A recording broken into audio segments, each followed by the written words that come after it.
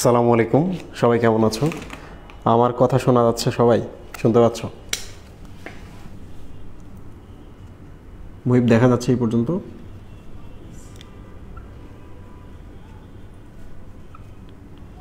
আজকে আমাদের টপিক হচ্ছে কোষ বিভাজন। ক্লাসটা একটু এগিয়ে নেওয়ার কারণ হচ্ছে যে আমি আজকে যদি ক্লাসটা এই সময় না নিই তাহলে দেখা যাবে আজকের ক্লাসটা আমি নিতে পারবো না। এতে যেটা ব্যাপার হয় যে ক্লাস বন্ধ রাখতে হবে। ক্লাস বন্ধ রাখলে আমার নিজেরও খারাপ লাগে, স্টুডেন্টের উপরও একটা ইফেক্ট পড়ে। সো ক্লাস হবে। তো যারা এই ক্লাসটা এই মুহূর্তে দেখতে পারোনি, আশা করছি পরে রেকর্ডেড দেখে নিবে বা দেখে নিচ্ছ এখন। কোষ বিভাজনের আজকে আমরা দেখব প্রকারভেদ, এই টপিকটা দেখব। এরপর আমরা দেখব অ্যামাইটোসিস,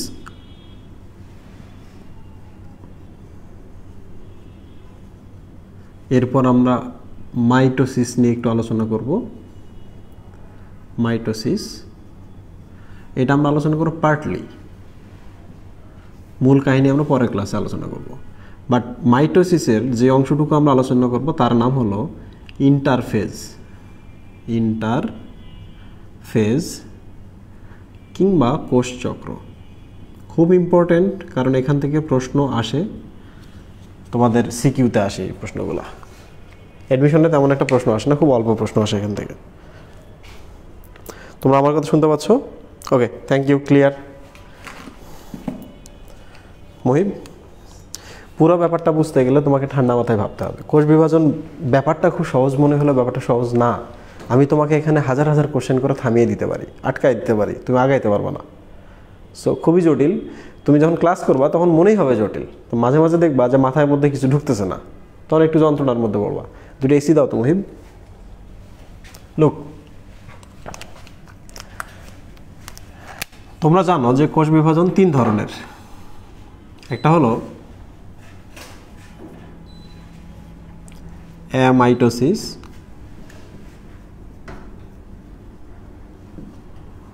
আর একটা হলো মাইটোসিস,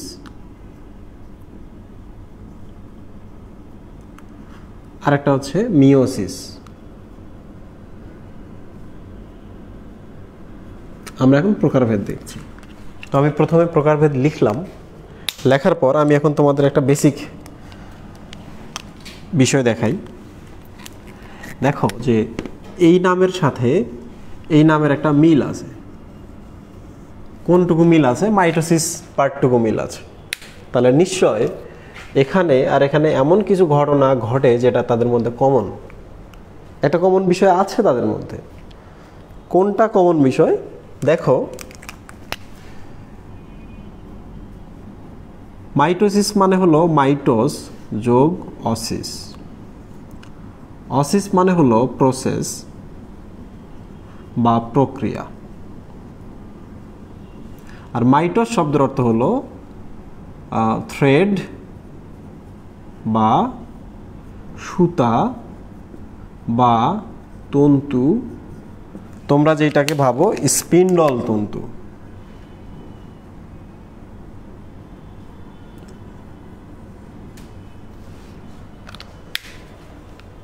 তাহলে মাইটোসিস মানে হচ্ছে মাইটোস যোগ ওসিস, ওসিস মানে প্রক্রিয়া। তার মানে মাইটোসিস একটি প্রক্রিয়া। কি প্রক্রিয়া? এখানে মাইটোস বা তন্তু তৈরি হয়। তন্তু মানে কি? স্পিন্ডল তন্তু তৈরি হয়। তাহলে বলো তো, হোয়াট ইজ মাইটোসিস? তুমি বলো মাইটোসিস একটি প্রক্রিয়া, যে প্রক্রিয়ায় স্পিন্ডল তন্তু তৈরি হয়। এটা বললে কি মানবে? বইয়ে তো এটা দেওয়া নাই। তো বইয়ে যেহেতু এটা দেওয়া নাই, এটা তো মানবে না। তো তোমরা শুধু এটাই মনে রাখো যে মাইটোসিস বলে একটা প্রক্রিয়া বা কোষ বিভাজন প্রক্রিয়া বোঝাচ্ছে, যে কোষ বিভাজন প্রক্রিয়ায় স্পিন্ডল তন্তু তৈরি হয়। তাহলে এবার আমাকে বলো তো, হোয়াট ইজ অ্যামাইটোসিস? অ্যা শব্দের অর্থ হচ্ছে অ্যাবসেন্ট বা উইদাউট। এতে কি? অ্যাবসেন্ট। অ্যাবসেন্ট মানে কি? অনুপস্থিত বা নাই বা অনুপস্থিত কিংবা হয় না, এমন কিছু বোঝাচ্ছে। তাহলে আমাকে বলো তো, হোয়াট ইজ অ্যামাইটোসিস? তোমরা বলবা যে প্রক্রিয়ায়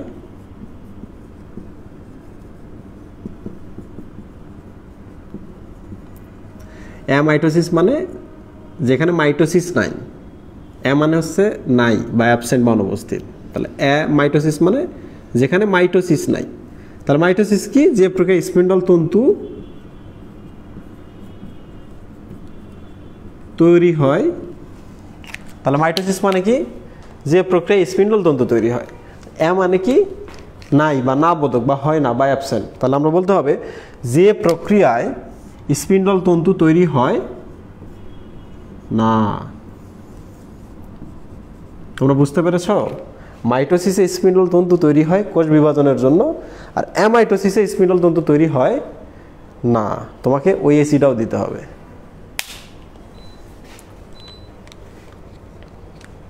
তোমরা আমাকে বলো যে তোমরা মোটামুটি একটা ধারণা পেয়েছো কিনা এই পর্যন্ত।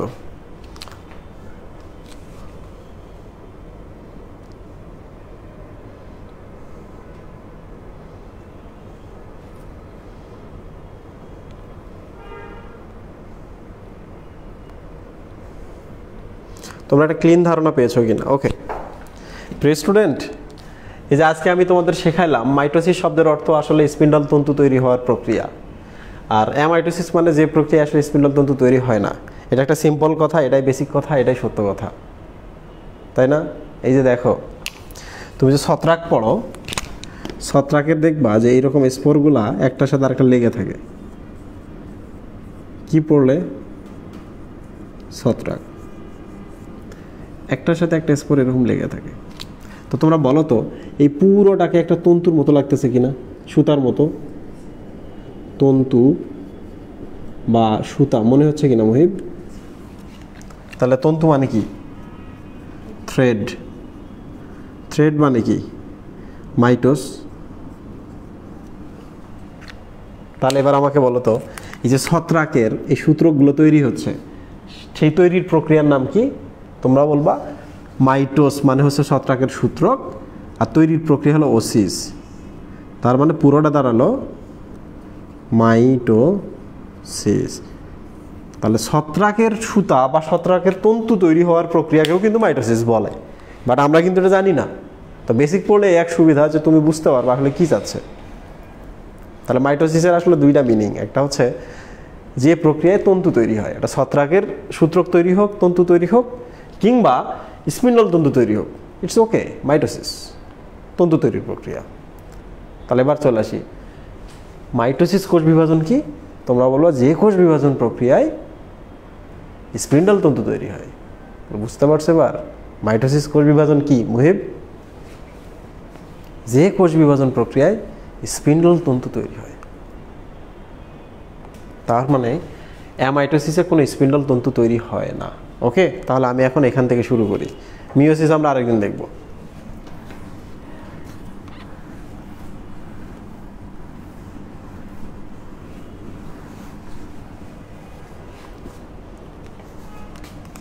দেখো এইটাতে কি হয় না মুহিব? স্পিন্ডল তন্তু, তুমি আমার আরেকটা কালার দাও তো, ব্লু কালার, তৈরি হয় না। তাহলে প্রশ্ন হতে পারে যে তোমার মনে যে স্পিন্ডল তন্তুর আসলে দরকার কি ছিল, তাই না?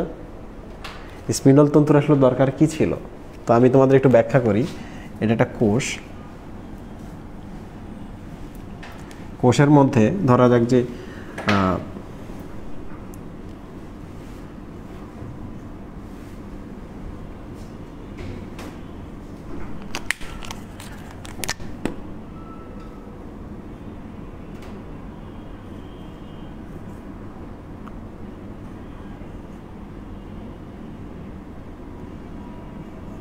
এই যে দেখো, একটা ক্রোমোজোম, দুইটা ক্রোমোজোম, তিনটা ক্রোমোজোম এবং চারটা ক্রোমোজোম, তাই না?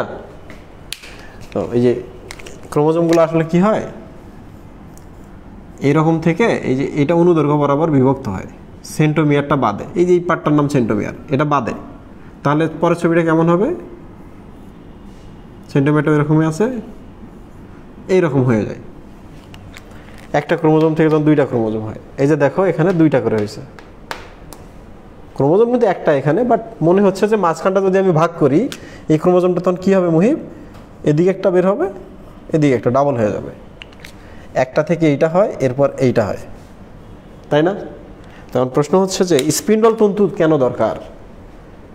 তুমি যে এইখানে ঘটনাটা ঘটাইলা, ঘটানোর পর কি করবা, যে অর্ধেক ক্রোমোজোম ওই পাশে নিয়ে যাবো, অর্ধেক ক্রোমোজোম এই পাশে নিয়ে যাবা, নিয়ে গিয়ে যে ক্রোমোজোমগুলো এদিক পাঠাবা চারপাশে একটা নিউক্লিয়াস তৈরি করবা, যে ক্রোমোজোমগুলো এদিক পাঠাবা ওখানে একটা নিউক্লিয়াস তৈরি করবা, মাঝখান দিয়ে ভাগ করে দিলে ওটা একটা কোষ, এটা একটা কোষ। এই যে ক্রোমোজোমগুলো টানাটানি করে নিয়ে যাইতে হবে, এই জন্য কিন্তু স্পিন্ডল তন্তু লাগে, তাই না? তাহলে আমি এবার স্পিন্ডল তন্তু আর্ট করি। আচ্ছা, এই কালার বাদ অন্য কোনো কালার আছে?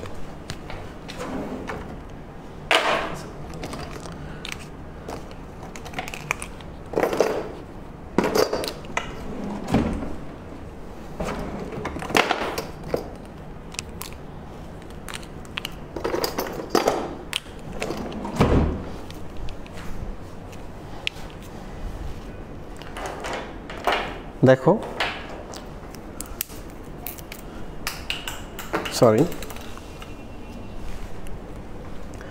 তুমি অর্ধেক এদিকে নিয়ে যাবে, অর্ধেক ওদিকে নিয়ে যাবা, কারণ ক্রোমোজোমের তো হাত পা নাই। তাহলে তোমাকে কি করতে হবে, এখান থেকে একটা সুতা এখানে দিতে হবে, এই যে এখানে সেন্টোমিয়ার পর্যন্ত, এখান থেকে এই সেন্টোমিয়ার পর্যন্ত সুতা দিতে হবে।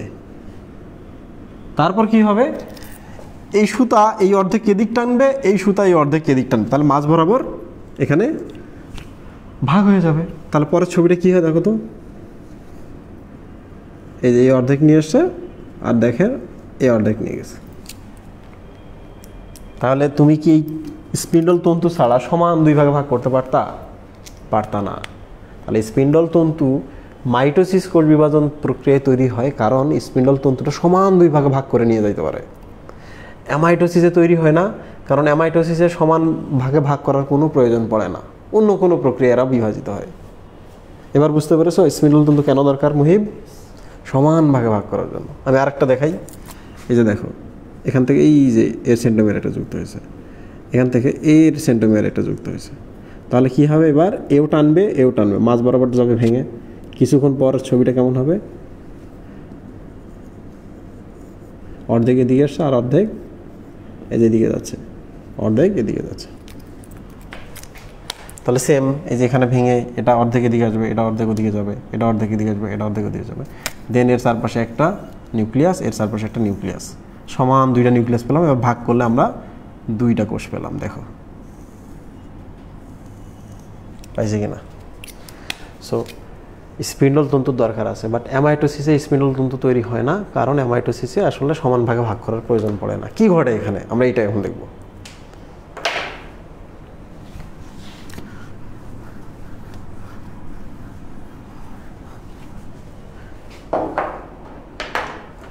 কি ঘটে এখানে মুহিব?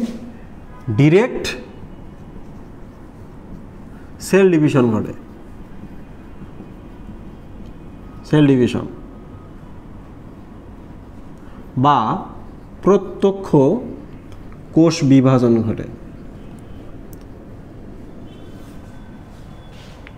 কেমনে? এই যে দেখো, এটা একটা কোষ, এটা আছে তার নিউক্লিয়াস। পরের ধাপে কি হবে, কোষটাও একটু লম্বা হবে, নিউক্লিয়াসটাও একটু লম্বা হবে।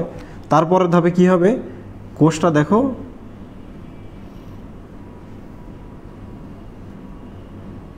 নিউক্লিয়াসটা দেখো কি হবে, মানে এবার কোষ ঝিল্লিটা আছে এদিকে আসতেছে, এদিকে যাচ্ছে, গিয়ে একে কি করবে, চাপ দিবে, দিয়ে এই যে দেখো নিউক্লিয়াস এদিকে আসে।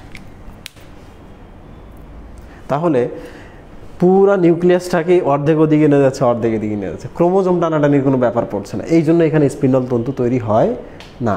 তুমি শুধু তাকায় আসো, তাকায় থাকতে থাকতে এইটা লম্বা হলো, নিউক্লিয়াসটা লম্বা হলো, দেন কি হলো, কোষ ঝিল্লিটা ভেতরে ঢোকা শুরু করলো। তো এরা যদি ভেতরে ঢোকে এক সময় তো একে কেটে ফেলবে, কেটে ফেললে দেখো অর্ধেক এদিক যায়, অর্ধেক এদিক যায়, এই যে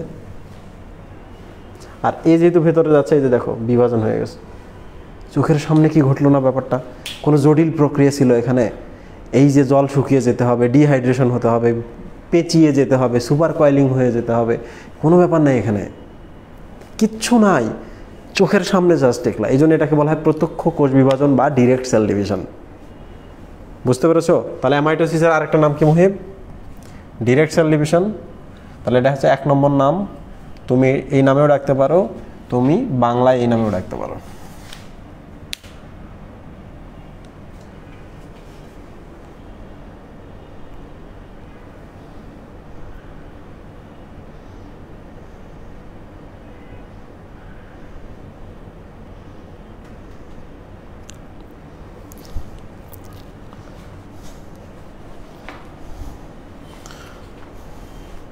আচ্ছা, একটু ব্লার মনে হচ্ছে, আমি ওয়েট করছি। তোমারটা ঠিক আছে মুহিব? তোরটা ব্লার?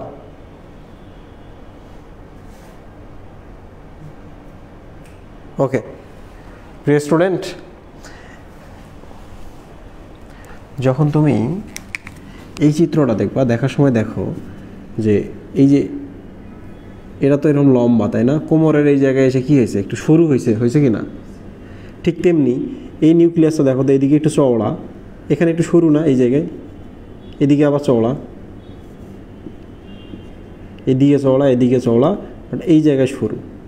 তাহলে বলো তো এটাকে আমরা কি বলি? নিউক্লিয়াসকে আমরা বলি ক্যারিয়ন। ক্যারিয়ন মানে নিউক্লিয়াস, তাই না?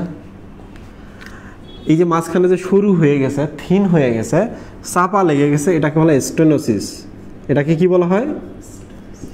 স্টেনোসিস। তাহলে আমাকে বলো তো অ্যামাইটোসিস প্রক্রিয়ায় নিউক্লিয়াসটা বিভাজিত হওয়ার সময় কি হয়? এর মাঝখানটা শুরু হয়, এই মাঝখানে শুরু হয় বা থিন হয়, এটার নামই হচ্ছে স্টেনোসিস হয়ে যাওয়া বা মাঝখানটা শুরু হয়ে যাওয়া। কার মাঝখানটা শুরু হয়ে গেল? ক্যারিয়ন বা নিউক্লিয়াসের। তাহলে ক্যারিয়ন বা নিউক্লিয়াসের মাঝখানটাকে শুরু হয়ে যাওয়াকে বলা হয় ক্যারিওস্টেনোসিস। কি বলে? তাহলে আমরা অ্যামাইটোসিসের আরও একটা নাম বলতে পারি ক্যারিওস্টেনোসিস। অর্থাৎ যে প্রক্রিয়ায়, ওসিস মানে হলো প্রক্রিয়া, যে প্রক্রিয়ায়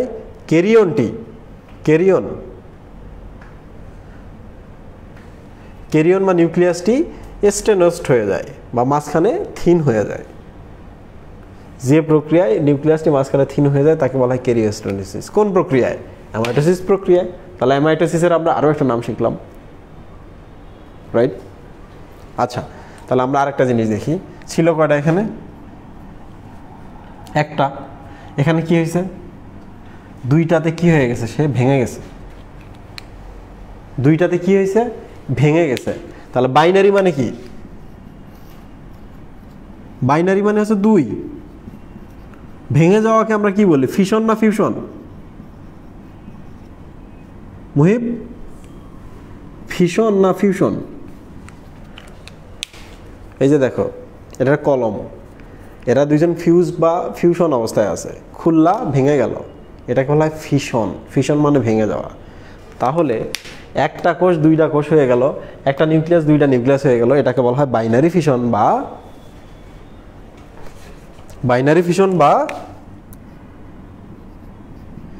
দ্বিভাজন।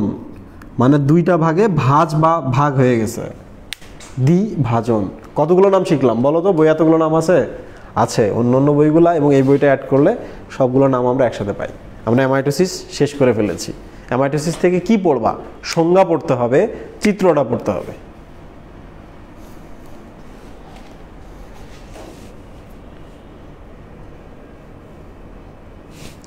ফিশন আর ফিউশন খুব প্যাচ লাগে, আমার নিজেরও প্যাচ লাগতো। ফিউশন, হ্যাঁ ফিউশন, শন মানে হচ্ছে প্রক্রিয়া, অর্থাৎ যে প্রক্রিয়ায় ফিউজড হয়। ফিউজড মানে কি? দুইটা একসাথে লেগে যাওয়া।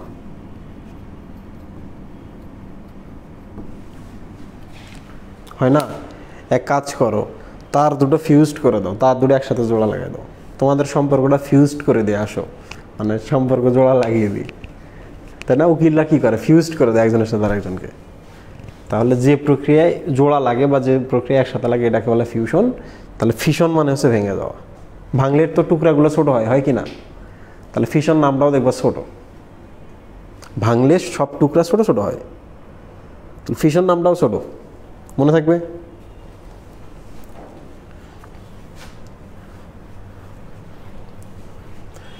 অ্যামাইটোসিস থেকে চিত্রটা জানতে হবে, সংজ্ঞাটা জানতে হবে। আচ্ছা, কাদের অ্যামাইটোসিস ঘটে? কাদের ঘটে?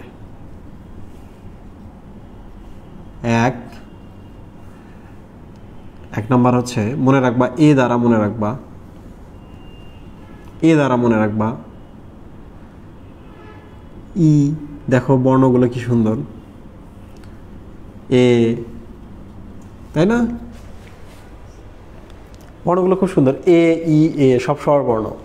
এতে হচ্ছে যারা এককোষী তাদের ক্ষেত্রে অ্যামাইটোসিস ঘটে, যেমন ইস্টের ক্ষেত্রে ঘটে, যেমন অ্যামিবার ক্ষেত্রে ঘটে। তাহলে বলো তো অ্যামাইটোসিস কাদের ঘটে মুহিব? যারা এককোষী তাদের ঘটে, যেমন ইস্ট, অ্যামিবিয়া। ব্যাকটেরিয়ার যে দ্বিভাজন বা বাইনারি ফিশন আছে সেটিও এক ধরনের অ্যামাইটোসিস বা অ্যামাইটোসিসের মতো। You got me? Okay, very good. তাহলে আমি এখন এটা শেষ করলাম, প্রকারভেদ শেষ করেছি, অ্যামাইটোসিস শেষ করেছি।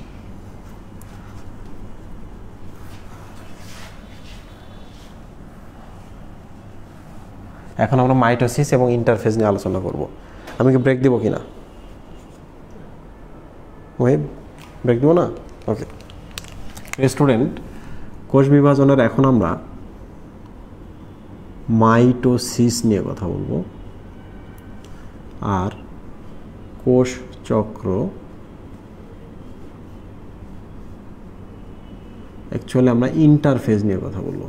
কোষ চক্রের একটা পার্ট আছে মাইটোসিস।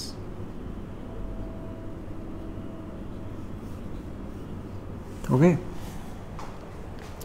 সো দেখো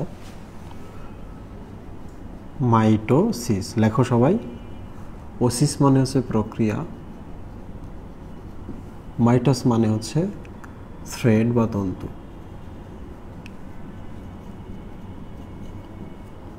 তন্তু বা স্পিন্ডল তন্তু। তাহলে এটি এমন একটি প্রক্রিয়া যে প্রক্রিয়ায় স্পিন্ডল তন্তু তৈরি হয়। তাহলে মাইটোসিস কোষ বিভাজন প্রক্রিয়া আসলে স্পিন্ডল তন্তু তৈরি হবে। বলো তো স্পিন্ডল তন্তুর কাজ কি? কিছুক্ষণ আগে দেখিয়েছি, ক্রোমোজোমকে সমান ভাগে ভাগ করে, তাই না? তাই না মুহিব? ক্রোমোজোমকে সমান ভাগে ভাগ করে। তার মানে পুরো ব্যাপারটা কি দাঁড়ালো? স্পিন্ডল তন্তু যদি ক্রোমোজোমকে সমান ভাগে ভাগ করে, তার মানে দাঁড়ালো যে মাতৃকোষ থেকে দুইটি অপত্য কোষ তৈরি হবে, দুই সন্তান কোষ আর কি, ডটার কোষ, দুইটা অপত্য কোষ তৈরি হবে।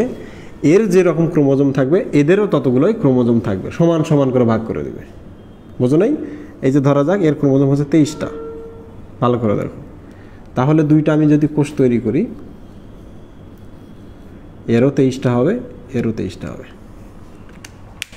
তাহলে যে কোষ বিভাজন প্রক্রিয়ায় একটি কোষ থেকে দুইটি কোষ তৈরি হয় এবং অপত্য বা সন্তানদের মধ্যে মায়ের মতোই সমান ক্রোমোজোম থাকবে, মা যেমন এরা তেমন। তাহলে দেখো তো মুহিব, এদিকে যা আছে এদিকে যা আছে এরা সমান সমান কিনা? যেহেতু এদিকেরটা আর এদিকেরটা সমান সমান, 23 = 23, তাই না? তাহলে এই জন্য আমরা এই ধরনের কোষ বিভাজনকে কি বলি? মাইটোসিসকে আরও একটা কোষ নাম দিই, ইকুয়েশনাল ডিভিশন।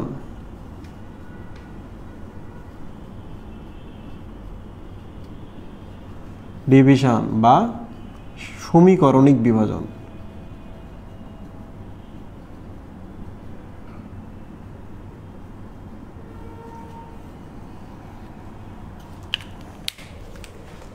মনে থাকবে? আচ্ছা, অনেকে প্রশ্ন করতে পারে, ভাইয়া 23টা ক্রোমোজোম, 2টা কোষ যদি তৈরি হয় তাহলে কিভাবে সম্ভব? ক্রোমোজোমগুলো তো ভেঙে ভেঙে দেওয়া লাগবে। ব্যাপারটা আসলে এমন না। দেখো দেখো আমি তোমাদের আজকে বেসিক জিনিস দেখাই, খুব মজা লাগবে। ধরা যাক 23টা নয়, এর মধ্যে হচ্ছে একটা ক্রোমোজোম আছে। তাহলে এই সন্তানদের মধ্যে কয়টা ক্রোমোজোম করে থাকবে মুহিব?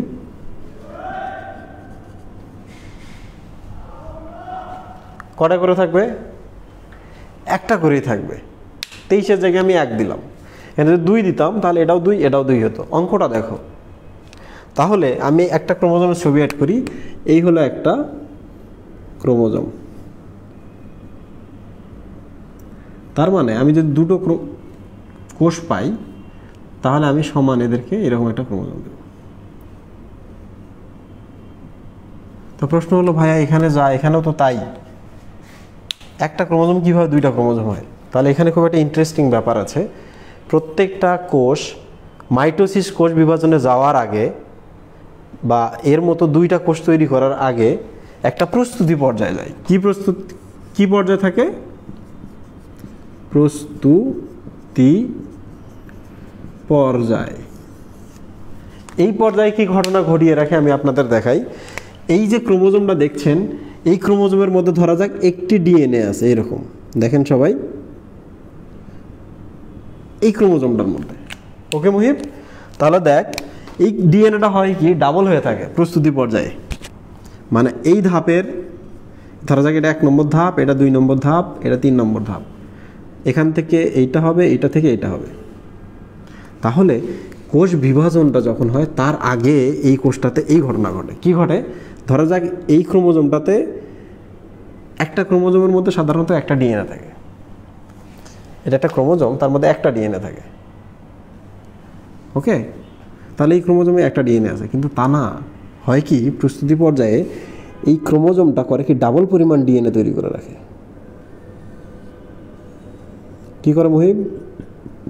ডাবল পরিমাণ ডিএনএ তৈরি করে রাখে। তাহলে তুমি আমাকে বলো তো, এই যে এটা এইরকম হওয়ার সময় কি হবে?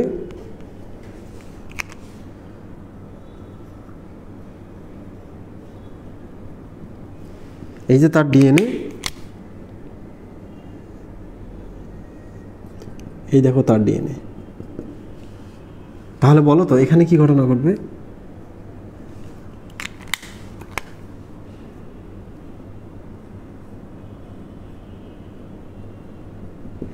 এই তো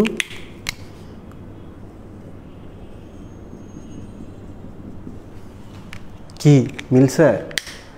তার মানে তুমি আসলে এখানে যা একটা ক্রোমোজোম দেখতে পাচ্ছ, এখানে আসলে একটা ক্রোমোজোমের মধ্যে দুইটা ক্রোমোজোম তৈরির কাঁচামাল আছে, যেটা আগে তৈরি করা হয়েছে, তাই না? তো এটাই যা হয় আর কি। ধরা যাক এইটা মানে হচ্ছে এই যে এই ক্রোমোজোমটা, এইটা মানে হলো এইটা। তো এই ক্রোমোজোমটা কি হবে? এই ক্রোমোজোমটা দেখো লম্বালম্বি বিভক্ত হবে হয়ে এই যে এইরকম হয়ে যায়। এই যে দেখছো একটা, এই যে একটা, এই দেখো একটা, এই একটা। তারপরে কি হয়? ওই যে স্পিন্ডল তন্তু লাগে এটাতে, স্পিন্ডল তন্তু টান দিয়ে এদিকে নিয়ে যায়, এটাকে টান দিয়ে ছিঁড়ে নিয়ে চলে যায়। চলে নিয়ে গিয়ে দেখো এই ক্রোমোজোমটা, এই যে এইটা, এই ক্রোমোজোমটা দেখো এইটা। এমন একটা মজার ঘটনা ঘটে। তো তুমি যদি এইটাকে টান দিয়ে খুলে সমান সমানভাবে ভাগ করতে চাও, তোমাকে স্পিন্ডল তন্তু লাগবে। আর স্পিন্ডল তন্তু লাগেই বলে এই কোষ বিভাজনকে বলা হয় মাইটোসিস কোষ বিভাজন। ক্লিয়ার মুহিব? তাহলে বলো তো আমাকে, একটা কোষ যখন বিভাজনে যাবে তার আগে তাকে কি লাগে? প্রস্তুতি পর্যায়। এইটাকে বলা হয় ইন্টারফেজ। আমি আপনাদের আবার বুঝিয়ে দিচ্ছি।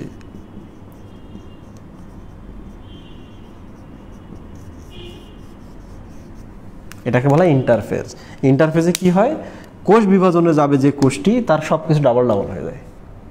আমরা এটা চোখে দেখতে পাই না। ডাবল ডাবল হয় বলে এখানে ডাবল ডাবল হয় বলে আমরা দুইটা কোষ সমান সমান জিনিস তৈরি করে দিতে পারি। বুঝতে পেরেছ? আপনারা কি আমার কথা বুঝতে পারছেন সবাই?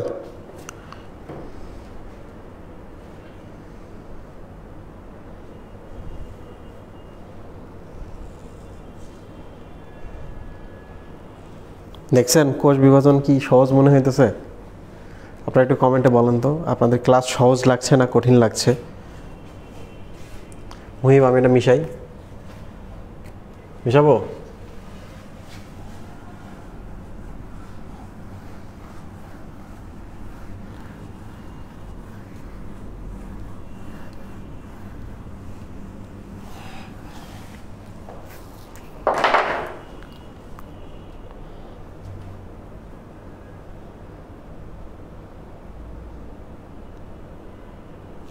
আচ্ছা, ইজি হলে খুব ভালো, আমি খুশি হব যদি তোমরা বুঝতে পারো আর কি। তো আমরা এখন কি দেখছি? মাইটোসিস 9। আমরা কি দেখছি? মাইটোসিসের আগের প্রস্তুতি পর্ব দেখবো আমরা, কারণ প্রস্তুতি পর্বটা খুব জরুরি। প্রস্তুতি পর্ব যদি ঠিকঠাক না হয় জীবনে মাইটোসিস ঘটবে না। তাহলে হোয়াট ইজ প্রস্তুতি পর্ব? আমি বলি, এই ধরা থাকে একটা কোষ, এই কোষটা দেখো একটা সময় নিছে, এই সময় থেকে এই সময়টা, এটা হচ্ছে টাইম। নেওয়ার পর কি হয়েছে, সে এই যে একটা কোষ, এই যে একটা কোষ তৈরি করছে। তার মানে আমাকে বলো তো,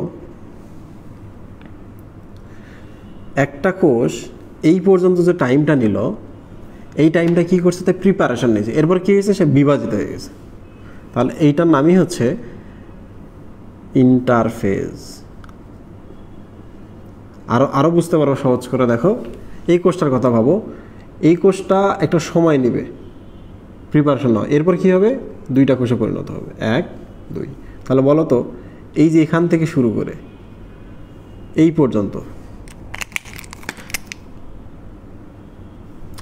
এই কোষটা এখান থেকে এই পর্যন্ত, এখানে একটা টাইম লাগছে না মুহিব? তারপর তো এই যে এই জায়গায় এসে কি হয়েছে, এই যে এখান থেকে এই জায়গা, মানে এই যে এতটুকু সময় শুধুমাত্র লাগছে, এটা হচ্ছে বিভাজনের জন্য লাগছে, বিভাজন। এই কোষটা এই পর্যন্ত আসছে, শুধু নিজের ভেতরে সব কিছু বাড়াইছে, ডাবল করছে, প্রস্তুতি নিয়েছে। যে এখান থেকে এই জায়গা, এই যে একটুকুর মধ্যে সে দেখো বিভাজিত হয়ে গেছে। তার মানে বিভাজনে তেমন একটা সময় লাগে না, প্রস্তুতিতে সময় লাগে। তুমি যদি বিয়ে শাদী করতে চাও, তুমি যদি পরীক্ষা দিতে চাও, ভালো রেজাল্ট করতে চাও, তোমার প্রস্তুতি নিতে অনেক দিন সময় লাগবে। সিম্পল বিষয়। তাহলে প্রস্তুতি ছাড়া কোনো কিছু সম্ভব নয়। সো দেখো, এখন তোমরা বুঝতে পারবা সেম বিষয় এই কোষটার ক্ষেত্রে আমরা আবার ভাবি, সময় একটা নিবে প্রস্তুতির জন্য, এই যে বিভাজিত হচ্ছে। এই কোষটার কথা আমরা ভাবি, এই কোষটার কথাই ভাবি, সময় নিচ্ছে, এই যে দেখো বিভাজিত হচ্ছে। তার মানে হচ্ছে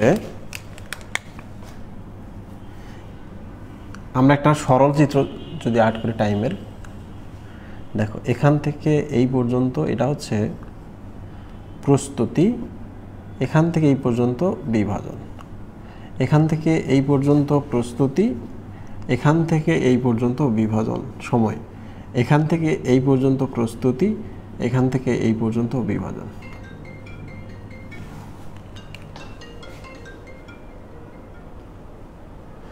তোমরা কি আমার কথা বুঝতে পেরেছো? তাহলে এই হচ্ছে ঘটনা, এখান থেকে এই জায়গা প্রস্তুতি, এখান থেকে এই জায়গা বিভাজন। তাহলে তুমি এক কাজ করো, একই জিনিস বারবার কেন রিপিট করবা? তুমি সুতাটাকে কাটো, কমন একটা পার্ট নাও। দেখো এই যে এই জায়গার প্রস্তুতিটা আমরা নিলাম, ভালো করে দেখো, এখান থেকে এখানকার প্রস্তুতি নিলাম, এখান থেকে এখানকার বিভাজন নিলাম। এই যে প্রস্তুতি এখানে তো একটা নিছি, তাহলে আমরা এই অংশটুকু কেটে দিই। বিভাজন যেহেতু নিছি, বিভাজনটা আমরা কেটে দিলাম। এই যে আবার প্রস্তুতি, এটা তো নিছি, এই যে আবার বিভাজন, এটাও তো নিছি। তার মানে একটা কোষের জীবন চক্র আসলে হচ্ছে হয় প্রস্তুতি, প্রস্তুতি শেষে বিভাজন, আবার প্রস্তুতি, আবার বিভাজন, তাই না? তাহলে আমরা এটাকে কি করতে পারি মুহিব? আমরা এটাকে একটা চক্র আকারে প্রকাশ করতে পারি, চক্র আকারে। দেখো এই চক্র, এটা পুরো একটা টাইম ফ্রেম, পুরোটা একটা টাইম ফ্রেম। তাহলে এখান থেকে এই জায়গা, এই সময়ে তারা বিভাজন সম্পন্ন করে, এই যে এখান থেকে এই জায়গা, আমি একটু পুরো করে দিলাম জায়গাটা। তাহলে আমাকে বলো তো, এখান থেকে পুরা এই সময়কে তাদের বিভাজন লাগে কিনা মহিম? সরি, বিভাজন প্রস্তুতি হয় এখানে, এখানে হচ্ছে প্রস্তুতি নেই। তাহলে একটা কোষের জীবনে দুইটা দশা আছে, একটা হচ্ছে বিভাজনকাল, তারপর আবার তারা প্রস্তুতি নেয়, আবার প্রস্তুতি কমপ্লিট হয়, আবার বিভাজন করে, আবার প্রস্তুতি নেয়। তার মানে আসলে কি বোঝাচ্ছে দেখেন তো, একটু ভালো করে দেখেন, আমি এখানে ডিটেল পড়াচ্ছি। এইটা হচ্ছে বিভাজন, তারপর দেখেন বিশাল প্রস্তুতি, আবার এখান থেকে বিভাজন, তারপর দেন আবার বিশাল প্রস্তুতি, আবার দেন বিভাজন, তার মানে বিভাজন বিভাজন বিভাজন। তাহলে প্রস্তুতি পর্যায়গুলো কোথায় আছে? দুইটা কোষ বিভাজনের মাঝখানে কিনা?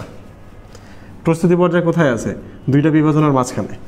তাহলে আমরা বলতে পারি প্রস্তুতি পর্যায়টার আরেকটা নাম হতে পারে ইন্টারফেজ, মধ্যবর্তী সময়। কিসের মধ্যবর্তী সময়? দুইটা বিভাজনের মধ্যবর্তী সময়। আবার বলি, প্রস্তুতিটা কোথায় আছে? কোষ বিভাজন এবং কোষ বিভাজনের মাঝখানে। তাহলে আমরা বলতে পারি এই সময়টার নামই হচ্ছে অন্তর্বর্তীকালীন সময় বা ইন্টারফেজ। তাহলে বলো তো মুহিব, আমরা এখন এই যে এখান থেকে এই পর্যন্ত যে লাল সময়টা দিয়েছি এটার নাম হচ্ছে প্রস্তুতিকাল বা প্রস্তুতি পর্যায়। এটা আর একটা নাম কি হতে পারে? ইন্টারফেজ। কোষ বিভাজন থেকে শুরু করে আরও একটা কোষ বিভাজন, এর মাঝামাঝি সময়টাকে বলা হয় ইন্টারফেজ। বিভাজন এবং বিভাজনের মাঝের সময়টাকে বলা হয় প্রস্তুতি পর্যায় বা ইন্টারফেজ বা মধ্যবর্তী সময়। আপনারা কি আমার কথা বুঝতে পেরেছেন? যদি এটা বুঝতে পারেন আপনাদের আর চিন্তা নাই, আমি এখন আপনাদের ইন্টারফেস পড়াবো। বলেন।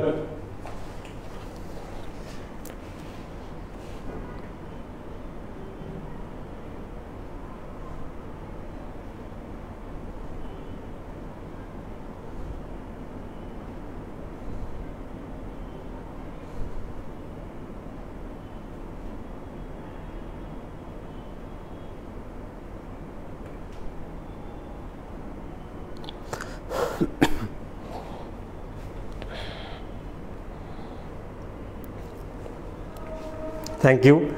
আমার না, যখন আমি তোমাদের রেগুলার ক্লাস নিই আমার খুব ভালো লাগে, যখন আমি ক্লাস অফ করে দিই তখন আমার খুব খারাপ লাগে যে এই স্টুডেন্টগুলোর মধ্যে ইফেক্ট পড়তেছে, ভাই তো রেগুলার ক্লাস নেয় না।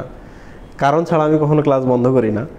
আবার এত ব্যস্ততা বেড়ে গেছে অফলাইনে আসার পর যে দুই দিকে সামলাতে একটু হিমশিম খাইতে হচ্ছে, বাট আমি তো কোনোটাই ছাড়ছি না, কারণ দুটোতেই তোমরা আছো। দেখা যাক কী হয়। আচ্ছা মুহিব, আমরা এখন ইন্টারফেস সময়টা পড়ব। তো তোমারে আমি একটা সুযোগ দিলাম যে এই সময়টা কি একটা কন্টিনিউয়াস সময়? এই রাস্তাটা তুমি পুরোটাই যাচ্ছ, পুরো রাস্তাটাই কি সেম? না, কিছু কাঁচা, কিছু পাকা, কিছু নদী, এরকম। তার মানে এই যে এখান থেকে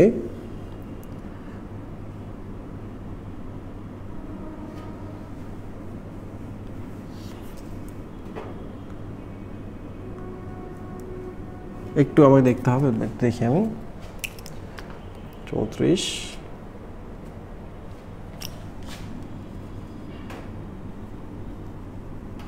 এই যে ধরা যাক এই সময়টা থেকে এই সময় পর্যন্ত একটা সময়, এখানে একটা বিশেষ ঘটনা ঘটে।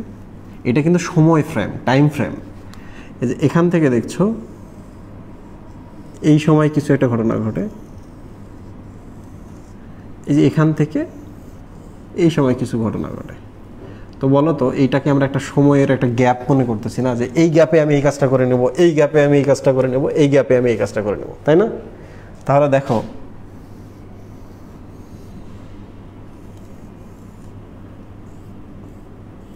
এটা একটা গ্যাপ, এটা একটা সময়ের, তুমি একটা গ্যাপ পাইলা, তো তুমি এই জায়গার নাম দিলা হচ্ছে গ্যাপ 1। এই যে এখান থেকে শুরু করে এই পর্যন্ত তুমি এই সব জায়গাটার নাম দিলা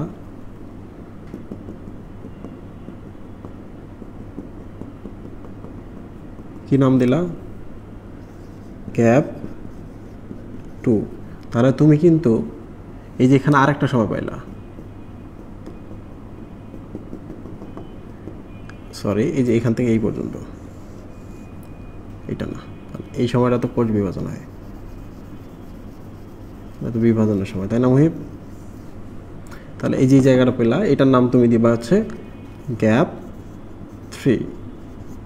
তাহলে আমরা কয়টা গ্যাপ পাই? Gap 1, gap 2, gap 3। পরীক্ষায় এটা লিখবা না, লিখলে খবর হয়ে যাবে। কারণ এই গ্যাপ 2তে গিয়ে দেখা যায় যে একটা ডিএনএ দুইটা ডিএনএ হয়ে যায়। তাহলে আমরা বলতেই পারি এখানে ডিএনএ তৈরি হয়। তো এই জন্য এই জায়গাটার নাম হচ্ছে ডিএনএ তৈরি বা ডিএনএ সিনথেসিসের পর্যায়। কোন সময় এটা? ডিএনএ সিনথেসিস বা ডিএনএ তৈরির সময়। এই জন্য এটার নাম হচ্ছে এস দশা। দশা মানে একটা সময়, নির্দিষ্ট একটা সময়, যে এই সময়ে সিনথেসিস হয়। কি সিনথেসিস হয়? ডিএনএ সিনথেসিস হয়। তাহলে এই সময়টার নাম কি?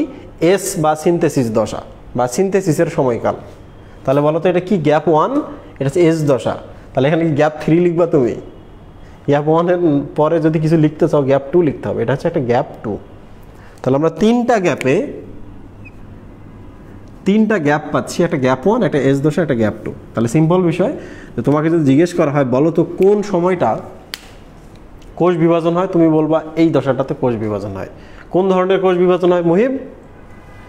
আর এই জায়গায় প্রস্তুতি নিয়ে এখানে সে মাইটোসিস বিভাজন করতে হবে। তাহলে এটার নাম হচ্ছে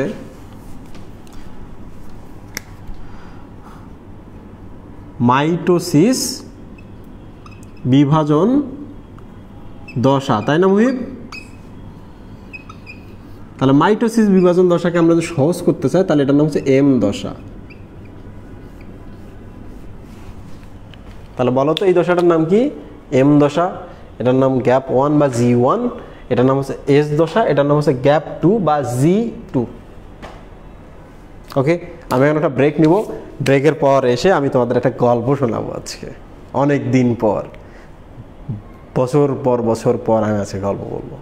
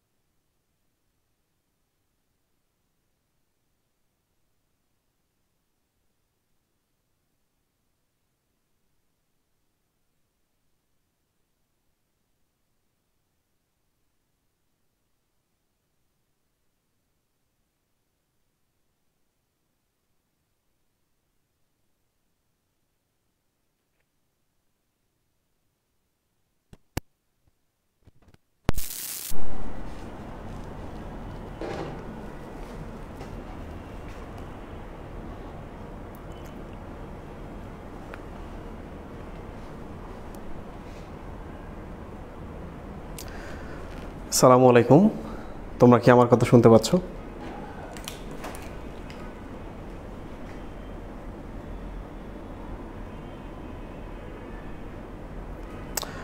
তোমরা যদি আমার কথা শুনতে পাও তাহলে আমি বলি যে তোমার যদি কখনো প্রশ্ন আসে যে প্রস্তুতি পর্যায় কি, তাহলে তোমাকে কিন্তু এই ছবিটা আর্ট করতে হবে এবং তোমাকে কালার করে দেখিয়ে দিতে হবে টাইম ফ্রেমটা। এখান থেকে তুমি এটা একটু মার্ক করবা, করে তুমি বরং দিতে পারো যে এখানে লিখতে পারো হচ্ছে প্রস্তুতি পর্যায়, যদি একটুকু আসে। যদি বলে যে মাইটোটিক পর্যায়ে বা হচ্ছে কোথায় হচ্ছে এম দশা বা কোনটি, এটা তো তুমি চিত্রটা দিয়ে দিবা। যত বেশি চিত্র দিবা তোমার পরীক্ষায় তত বেশি মার্ক আসার সম্ভাবনা বেশি। তাহলে বায়োলজি পড়ার সময় চিত্রের পেছনে সময়টা একটু বেশি দিতে হবে। তুমি যদি চিত্র বোঝো তাহলে বায়োলজি তোমার জন্য খুব সহজ, খুবই সহজ। তুমি শুধু দেখবা কোনটা কোথায় আছে, কোনটার নাম কি, এবং প্রত্যেক দিন পড়ার সময় প্রচুর পরিমাণ পড়ার থেকে বেশি চিত্র আর্ট করবা। আমার কাজ হচ্ছে তোমাকে পুরো জিনিসটা বুঝিয়ে দেওয়া, তাহলে তোমার পড়ার 90% কভার হয়ে গেল। আর 10% তুমি শ্রম দেবা যে জিনিসটা মাথায় রাখতে, যে আমি একটু বারবার পড়বো। আর তাহলে শ্রমটা কোথায় দিবা? চিত্রের পেছনে। যদি চিত্র লেখো 48 আনসার করবা, 48-এ পেয়ে যাবা। 49 আনসার করো, 49-ই পাবা। 50 আনসার করো, 50-ই পাবা। চিত্রের এই একটা হলো গুণ, সুবিধা।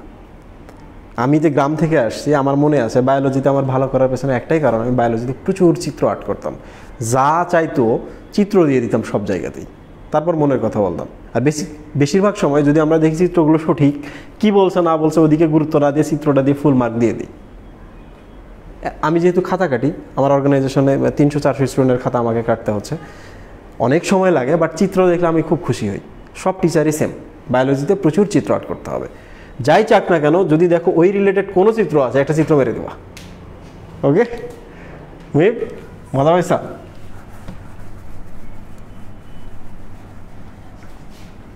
আমি চিত্রটা আবার নতুন করে এক সাইডে আর্ট করবো, করে আমি তোমাদের ব্যাখ্যা করা শুরু করব।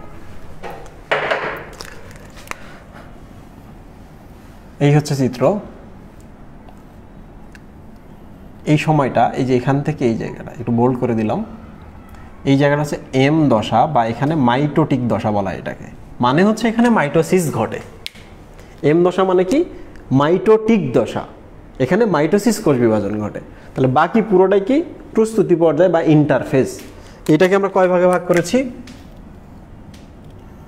এই ভাগে। এটার নাম ছিল কি? গ্যাপ 1 বা G1। এটার নাম ছিল G2। এটার নাম কি ছিল? S দশা। তাহলে এই সময়টাতে, এই যে এখান থেকে এই জায়গাটা, এখান থেকে এই জায়গাটা, এই টাইমটাতে কি কি ঘটনা ঘটবে? এখান থেকে এই টাইমটাতে কি কি ঘটনা ঘটবে, এখান থেকে কি ঘটনা ঘটবে, দেন কোষ বিভাজন শুরু হবে। এটা আমাদের শিখতে হবে। তাহলে তুমি আমাকে বলো তো, একটা কোষ এখন এই সময়ে আছে, তার মানে কি? সে কেবল মাইটোটিক দশা কমপ্লিট করছে, মানে সে নতুন বিভাজন হয়েছে, হওয়ার পর নতুন একটা বাচ্চা কোষ, তাই না? তার মানে এই দশাতে যে কোষটা এই সময়টা শুরু করতেছে, এই দশাতে সে বিভাজন হয়েছে, হওয়ার পর এই যে দেখো তোমরা 2টা কোষ পেলা। তাহলে এই সময়টা যখন শুরু হচ্ছে তখন একটা নবীন কোষ না মুহিব? নবীন একটা বাচ্চা কোষ। তাহলে প্রথম যে ঘটনাটা এই জায়গায় ঘটবে সেটা হচ্ছে G1। এই জায়গাতে এসে এই কোষটা সিদ্ধান্ত নেবে যে আমাকে কোষ বিভাজন হতে হবে কিনা। এই কোষটা যে কেবল কোষ বিভাজন হওয়ার পর নতুন একটা কোষ জন্ম নিছে, এই সিদ্ধান্ত নিবে যে আমি আবার কোষ বিভাজন হব কিনা, শরীরের দরকার কিনা। যদি শরীরের দরকার হয় তাহলে এই দশায় সিদ্ধান্ত নেওয়া হয়। তার মানে G1 দশায় কি হয়? কোষ বিভাজনের সিদ্ধান্ত।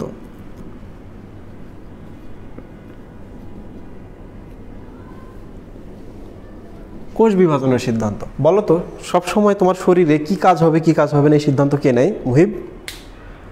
এই সিদ্ধান্ত কে নেয়? আমাদের শরীরে বা আমাদের কোষে থাকা ডিএনএগুলা। তাহলে এই কোষটা বিভাজিত হবে কিনা এর সিদ্ধান্ত নেবে এর থাকা ডিএনএ। এই জন্য বলা হয় যে কোষ বিভাজনের সিদ্ধান্ত বা কোষ বিভাজন আসলে জেনেটিক্যালি নিয়ন্ত্রিত বা জেনেটিক প্রোগ্রাম দ্বারা নিয়ন্ত্রিত।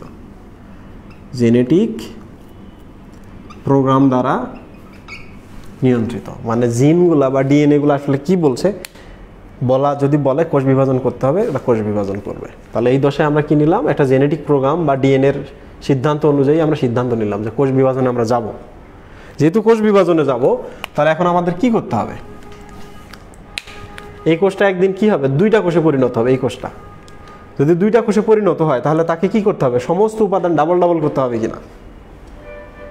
তার মাইক্রোটিউবিউলগুলো ডাবল করতে হবে, তার মাইটোকন্ড্রিয়া ডাবল করতে হবে, তার শরীরের ভেতরে থাকা ক্লোরোপ্লাস্ট যদি থাকে বা প্লাস্টিড, ওগুলো ডাবল করতে হবে, সাইটোপ্লাজমগুলো ডাবল করতে হবে, একই সাথে এর ভেতরে থাকা যে ক্রোমোজোম বা ডিএনএগুলো আছে, ডিএনএগুলোকেও ডাবল করতে হবে, ঠিক কিনা? তাহলে আমি তোমাকে যদি বলি কখনো যে কোনটা ডাবল করার ক্ষেত্রে তোমাকে গুরুত্ব বেশি দিতে হবে, মাইক্রোটিউবিউল, সেন্ট্রোসোম, স্পিন্ডল তন্তু, সাইটোপ্লাজম, প্লাস্টিড, নাকি কোষে থাকা নিউক্লিয়াসের যে ক্রোমোজোমগুলো আছে বা ডিএনএগুলো আছে, কাকে তোমাকে ডাবল করতে হবে? সবার আগে গুরুত্ব কাকে বেশি দিতে হবে? ডিএনএকে গুরুত্ব দিতে হবে, যে আমাকে ডিএনএ ডাবল করতে হবে। কারণ ডিএনএর ভেতরে সমস্ত তথ্য, আমি যদি বিভাজিত হয়ে দুইটা রাজি হয়ে যাই, তাহলে আমার শরীর থেকে ওদের শরীরে ডিএনএগুলো যাচ্ছে কিনা আমার টার্গেট হলো এইটা, আর বাকিগুলো অটোমেটিকলি যাবে, রাইট? তাহলে এই কোষটা যে বিভাজনের জন্য সিদ্ধান্ত নিল, তাহলে পরের টার্গেট হচ্ছে একে কি করতে হবে? ডিএনএগুলো ডাবল করার প্রিপারেশন নিতে হবে। ডিএনএ ডাবল কোথায় হয়? এই যে এখানে এস দশায়। তাহলে আমি এস দশাটা এখানে লিখে রাখি, যে এখানে ডিএনএ ডাবলিং হয়, ডাবলিং বা দ্বিত্বন হয়। অ্যাকচুয়ালি ডিএনএ ডাবলিং বা দ্বিত্বন হওয়াকে আমরা কি বলি? রেপ্লিকেশন। কি বলি? ডিএনএ রেপ্লিকেশন বলি। তাহলে আমাকে বলো তো, ডিএনএ রেপ্লিকেশন কোথায় হয়? এই সময়টাতে হয়।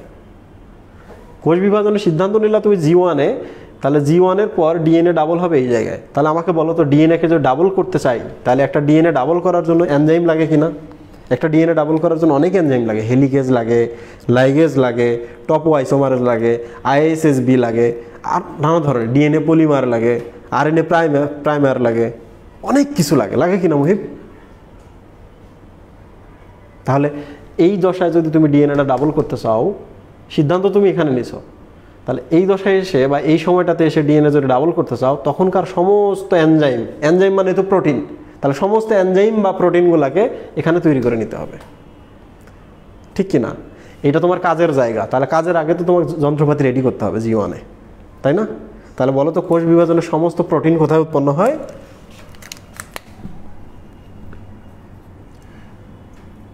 এখানে যে ডিএনএ রেপ্লিকেশন হবে, তাহলে ডিএনএ রেপ্লিকেশনের কিংবা আরএনএ তৈরির, আরএনএ এর সমস্ত কাঁচামাল তৈরি হবে। কাঁচামাল কোথায় তৈরি করতে হবে? সব কাঁচামাল এখানে। তাহলে ওই কাঁচামালগুলো দিয়ে আমরা এখানে একটা ডিএনএকে ডাবল করতে পারবো। প্রশ্ন হতে পারে, কাঁচামালগুলো কি? কাঁচামালগুলো হচ্ছে বিভিন্ন ধরনের এনজাইম। তাহলে এনজাইমগুলো আসলে কি? কেমিক্যাল নেচার কি? প্রোটিন। তাহলে বলো তো আমাকে, জি1 দশায় আসলে কি হয়? কোষ বিভাজনের সিদ্ধান্ত না হয় এক মুহিব, জি1 দশায় কি করা হয়? কোষ বিভাজনের সিদ্ধান্ত না হয়। জি1 দশায় কি করা হয়? এস দশায় যে ডিএনএ রেপ্লিকেশন হবে, তার সমস্ত তাহলে এনজাইম বা প্রোটিনগুলো এখানে তৈরি করা হয়, তাই না? তাহলে ডিএনএ এবং আরএনএ সমস্ত এনজাইম বা প্রোটিনগুলো এখানে তৈরি হয়।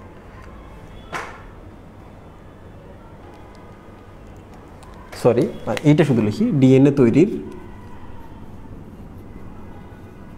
সমস্ত কাঁচামাল এখানে তৈরি হয়। তোমরা আমাকে বলো যে এই পর্যন্ত বুঝতে পারছো কিনা?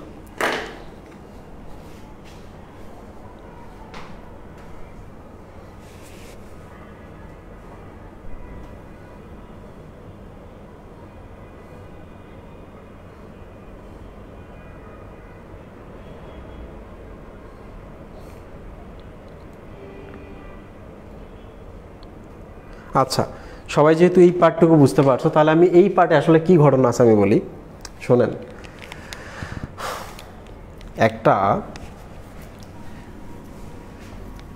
একটা জেনেটিক প্রোগ্রাম বা জিন বা ডিএনএ, এরা আসলে সিদ্ধান্ত নিতে পারে না। জিন বা ডিএনএ সিদ্ধান্ত নিতে পারে না, যদি না তারা আসলে সিদ্ধান্ত কিভাবে নেয় জানো? একটা ভাষা দিয়ে, একটা চিঠি লেখে যে তোমরা এখন কোষ বিভাজনে যাও। তো ডিএনএ বা ডিএনএর একমাত্র ভাষা হচ্ছে প্রোটিন। কি মুহিব? প্রোটিন। তোমরা তো জানো যে একটা ডিএনএ আসলে কি করে, এই ডিএনএ থেকে আমরা একটা আরএনএ তৈরি করি, এটা ডিএনএ। তো এই কি সিদ্ধান্ত নিছে যে আমাকে একটা এই কোষের মধ্যে একটা বিক্রিয়া দিতে হবে, বিক্রিয়ার জন্য আমার এনজাইম লাগবে। তাহলে সে কিন্তু এই বিক্রিয়াটা দিতে পারে না, তখন সে কি করে, এই ডিএনএটা করে কি একটা মেসেঞ্জার আরএনএ তৈরি করে।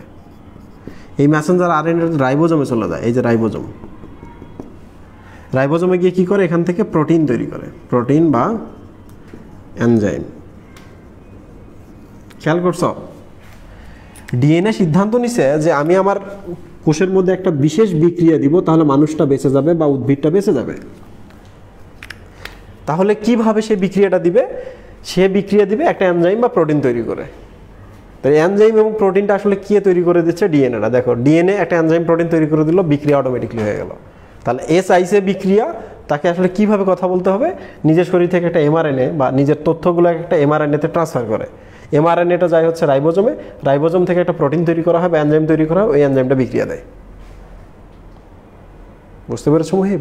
এটা সিকোয়েন্স। তাহলে ডিএনএর ভাষা কি? প্রোটিন। ডিএনএর ভাষা কি? প্রোটিন। প্রোটিনকে বলা হয় ডিএনএর ভাষা। প্রোটিনকে শুধু ডিএনএর ভাষায় বলে না, প্রোটিনকে বলা হয় ল্যাঙ্গুয়েজ অফ লাইফ বা জীবনের ভাষা। তাহলে বলো, আমরা কোনো কাজ করার জন্য মুখে কথা বলি বা চিঠি লিখি, ডিএনএ কিভাবে কাজ করে, তার ভাষা কি? তোমরা বলো প্রোটিন। ডিএনএ প্রোটিনের মাধ্যমে কাজ করিয়ে নেয়। তাহলে আমাকে বলো তো, একটা ডিএনএ বা একটা জিন বা একটা জেনেটিক প্রোগ্রাম দ্বারা আমরা কোষ বিভাজনের সিদ্ধান্ত নিলাম। তাহলে কোষ বিভাজনের সিদ্ধান্ত যদি নেই, কোষ বিভাজন যদি শুরু করতে চাই, তাহলে আমাকে তো একটা প্রোটিন তৈরি করে নিতে হবে। কার কাছ থেকে? ডিএনএর কাছ থেকে। তাহলে এখানে একটা প্রোটিন তৈরি হয়, তার নাম হলো সাইক্লিন। সাইক্লিন নামক প্রোটিন তৈরি হয়। দেখো, কোষ বিভাজনের সিদ্ধান্ত নেওয়ার সাথে সাথে সে সাইক্লিন নামক একটা প্রোটিন তৈরি করে দিল। তাহলে ধরা যাক এই যে এখানে একটা সাইক্লিন নামক একটা প্রোটিন আছে, সরি, এখানে একটা সাইক্লিন নামক প্রোটিন তৈরি করতে হবে। করলাম, এই যে দেখো এখানে। এখন ঘটনা হচ্ছে সাইক্লিন নামক প্রোটিনটি একা কাজ করতে পারে না। কি করতে পারে না? একা কাজ করতে পারে না। এই সাইক্লিন নামক প্রোটিনটাকে কি করতে হয়? ধাক্কা দিতে হয়। আমি আরও একটু সহজ করে বলি, তুমি একটা লোককে পাঠাইছো, ঢাকা থেকে পাঠাইছো হচ্ছে নরসিংদীতে, যে যাও নরসিংদীতে একটা কাজ করে আসো। তো আমার লোকটা এখন নরসিংদীতে চলে গেছে কাজ করার জন্য। সে ওখানে গিয়ে বসে আছে, কি করবে না করবে কিছু বুঝতে পারতেছে না।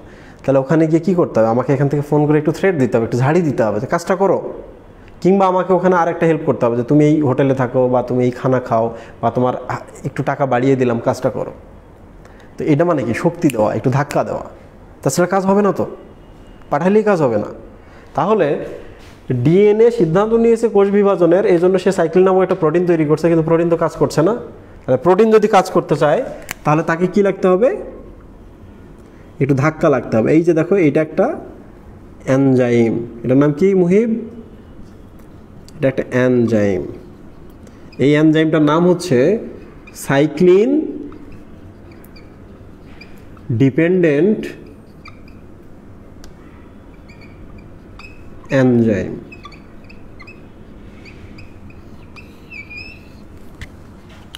আর এই এনজাইমটার নাম কি? Cyclin dependent enzyme. তাহলে ডিএনএ যখন একটা প্রোটিন সাইক্লিন নামক একটি প্রোটিন তৈরি করে দেয়, এর নাম হলো সাইক্লিন, সে কাজ করে না যেই না এই যে সাইক্লিন ডিপেন্ডেন্ট এনজাইমটা তার সাথে সে যুক্ত হয়। তার মানে এটা হচ্ছে তার ঘুষ বা এটা হচ্ছে তার শক্তি। এই দেখো, সাইক্লিন ডিপেন্ডেন্ট এনজাইমটাকে আমি এখানে দিয়ে দিলাম। ঠিক আছে? এর ফুল নাম অ্যাকচুয়ালি হচ্ছে সাইক্লিন ডিপেন্ডেন্ট কাইনেজ। তাহলে বলো তো মুহিব, এই ব্লুটার নাম কি? সাইক্লিন। তাহলে এই রেডটার নাম কি? রেডটার নাম কি মুহিব? Cyclin dependent kinase, সিডিকে। ওকে, তোমরা কি জানতে চাও সাইক্লিন ডিপেন্ডেন্ট কাইনেজ ডিএনএর তৈরি যে সাইক্লিনটা আছে, এইটাকে কিভাবে এইটা দ্বারা কাজ করিয়ে নেওয়া হয়? সিডিকে দ্বারা। তোমরা কি জানতে চাও? বলো, যদি জানতে চাও আমি বলবো, না হলে আমি আগে যাব।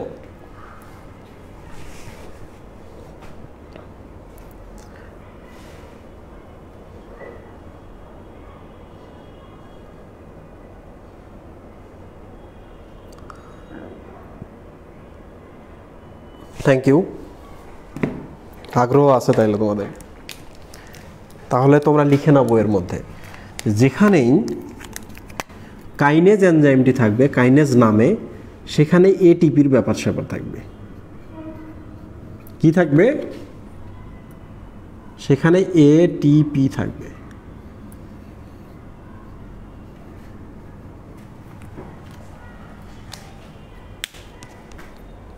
যেখানেই কাইনেজ নামটা থাকবে সেখানে এটিপি থাকবে। কাইনেজের কাজ কি? কাইনেজের কাজ হচ্ছে এটিপিটাকে ভেঙে ফসফোরাইলেশন করা। কি করা কাইনেজের কাজ? ফসফোরাইলেশন করা।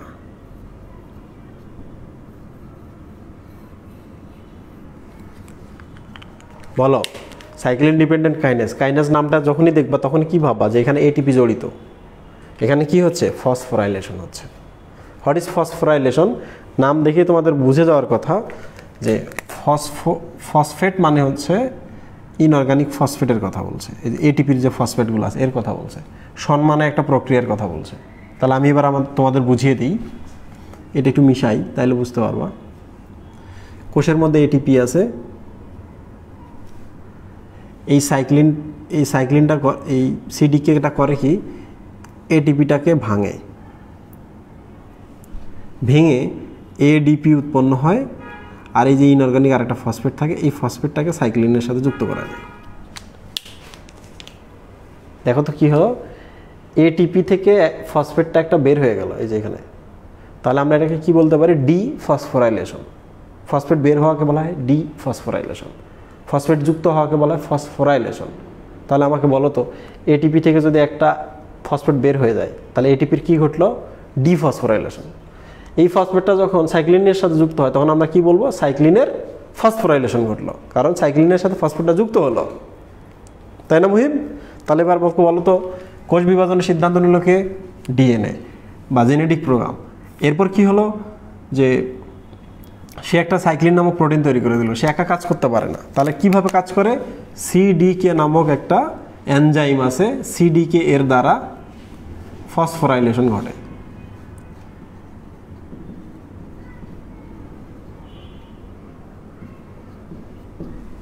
যেই সিডিকে দ্বারা ফসফোরাইলেশন ঘটে, অমনে সব ঘটনা শুরু হয়। কি হয়? যে এরপরের ধাপ যেহেতু এস দশা, এখানে ডিএনএ ডাবল করতে হবে, তাহলে ডিএনএ তৈরি সমস্ত কাঁচামাল তৈরি করতে হবে। বুঝতে পেরেছো? ডিএনএ তৈরি কি করতে হবে? সমস্ত কাঁচামাল তৈরি করতে হবে। তো তোমাদের বইয়ে লেখা আছে আরএনএও এখানে তৈরি হয়। তোমরা কেউ আমাকে বলতে পারবা কেন এখানে আরএনএ তৈরি হয়? এখানে আমরা তো জানি যে এখানে ডিএনএ তৈরি হয়, তাহলে এখানে আরএনএ কেন তৈরি হয় জীবন দশায়? তোমরা আমাকে দ্রুত বলো, আমি এগুলো মিশাই দিই।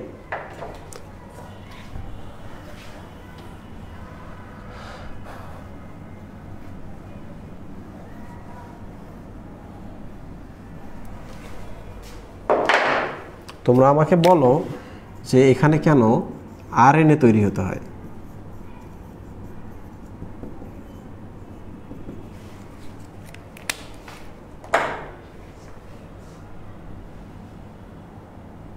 না, আগের এমআরএনএটা না, না না না, অসম্ভব।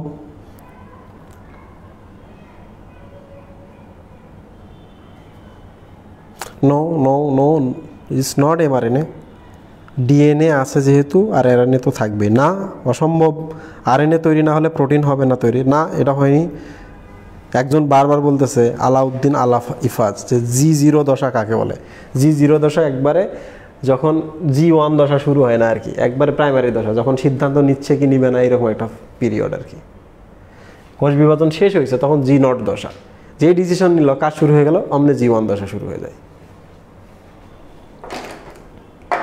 জানি না স্যার কে বলেছে এটা, সাদমান সিদ্দিকী। ওকে, ভেরি গুড। তাহলে আমি তোমাদের দেখাই, তোমরা দেখো।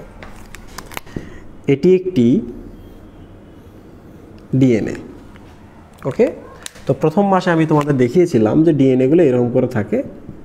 তো তুমি যদি একটা ডিএনএ থেকে আরও ডিএনএ তৈরি করতে চাও তাহলে পরের ধাপে কী করতে হবে, এই প্যাঁচগুলো খুলতে হবে হেলিকেজ এনজাইম দ্বারা।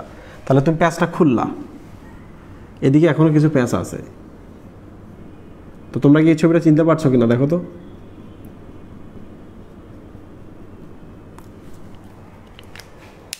চিনতে পারছো কিনা বলো।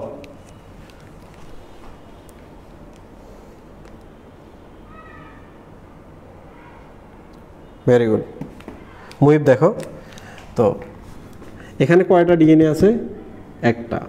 এখানে কয়টা, ওই একটাই আছে। তাহলে এইটা থেকে আমরা দুইটা করব। করার জন্য আমাকে কি করতে হবে জানো, যে আমি যদি এই যে এখানে একটা এরকম একটা তৈরি করি, তারপরে যে আরেকটা আবার দেই, তারপর আবার একটা এরকম খারক দেই, তারপর আবার এইরকম একটা দেই, আবার এইরকম একটা দেই, আবার এইরকম একটা দেই, তাহলে দেখো ধীরে ধীরে একটা সূত্রক তৈরি হচ্ছে, হচ্ছে কি না। তাহলে এদিকে একটা সূত্রক ডিএনএ হচ্ছে, সেমভাবে এদিকে দেখো আরেকটা,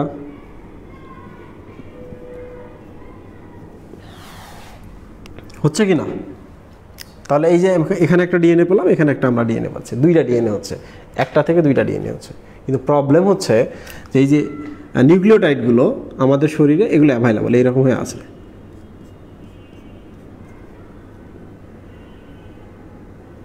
এরকম হয়ে আছে। এগুলো যদি এখানে বসে তাহলে দেখো দুইটা করে ডিএনএ হওয়া শুরু হয়ে যায়, ডিএনএ রেপ্লিকেশন শুরু হয়ে যায়। কিন্তু প্রবলেম হচ্ছে মুহিব, যে তুমি যদি একটা পাবলিক টয়লেটে যাও, পাবলিক টয়লেটে গেলে তোমরা দেখবা যে টিস্যু ছড়ায় ছিটায় আছে। কি আছে, টিস্যুগুলো ছড়ায় ছিটায় আছে।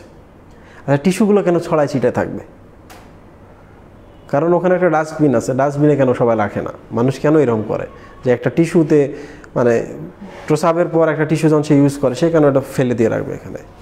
তো তোমরা যদি কখনো স্টার সিনেপ্লেক্সে যাও, আমি এটা খুব কমন বলি প্রত্যেকটা টপিকে সবসময়, এই টপিক পড়ানোর সময়, তোমরা যদি স্টার সিনেপ্লেক্সে মুভি দেখতে যাও তাহলে দেখবা যে সকালবেলা যখন যাবা তো ওয়াশরুমগুলোতে একটা করে হচ্ছে ডাস্টবিন দেওয়া হয় প্রত্যেকটা ওয়াশরুমে। এবং ডাস্টবিনের মধ্যে কি করে, যে লোকটা ডাস্টবিনগুলো দিয়ে দেয় ওখানকার ক্লিনার, সে কিছু টিস্যু হাতে মুড়ায়ে, ভালো টিস্যু ওগুলোর মধ্যে রেখে দেয়, যে এই ওয়াশরুম একটা ডাস্টবিন, কিছু টিস্যু এখানে রাখলাম, পাশের ওয়াশরুম একটা ডাস্টবিন, আরও কিছু টিস্যু মুড়ায় এখানে রাখলাম। তাহলে আমি যখন যাব ওয়াশরুমে, আমার যখন টিস্যুটা ব্যবহার করব, দেন আমি টিস্যুটা কোথায় ফেলবো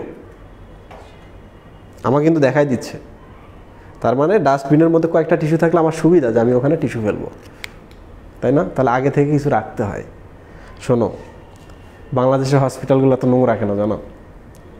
তুমি যখন একটা হসপিটালে করিডোর ধরে যাবা, হঠাৎ করে তোমার একটু গন্ধ লাগতেছে ব্লিচিং পাউডারের, খুব ভালো ব্লিচিং পাউডার, খুব ভালো জিনিস, বাট তোমার গন্ধ লাগতেছে, তুমি কি করলা, কর্নারে গিয়ে একটু থুতু ফেললা সরকারি হাসপাতালের একটা করিডোরে।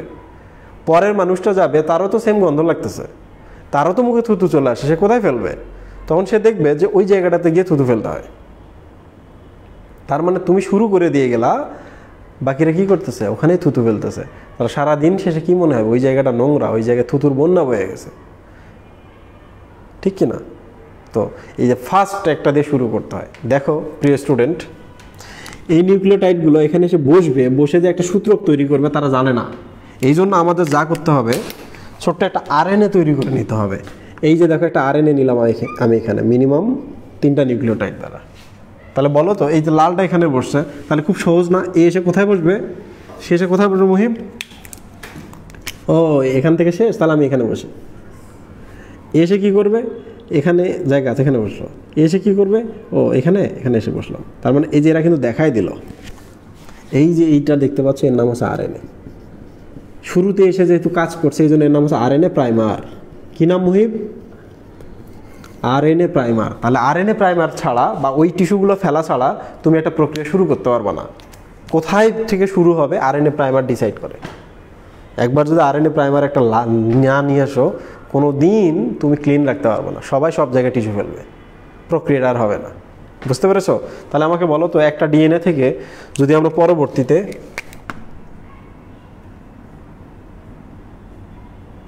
এই যে দেখো এখানে একটা ডিএনএ হলো, এখানে একটা ডিএনএ হলো, তাহলে এখান থেকে আমরা কি পেলাম, একটা ডিএনএ, আর এই যে এখান থেকে আমরা পেলাম আর একটা ডিএনএ।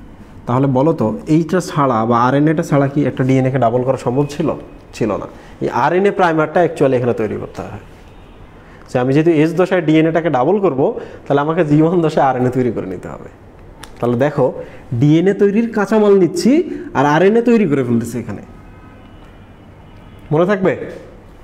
ক্লিয়ার কি না দ্রুত বলো, যদি ক্লিন হয় তাহলে আমি পরের স্টেপে চলে যাব ক্লাস শেষের দিকে।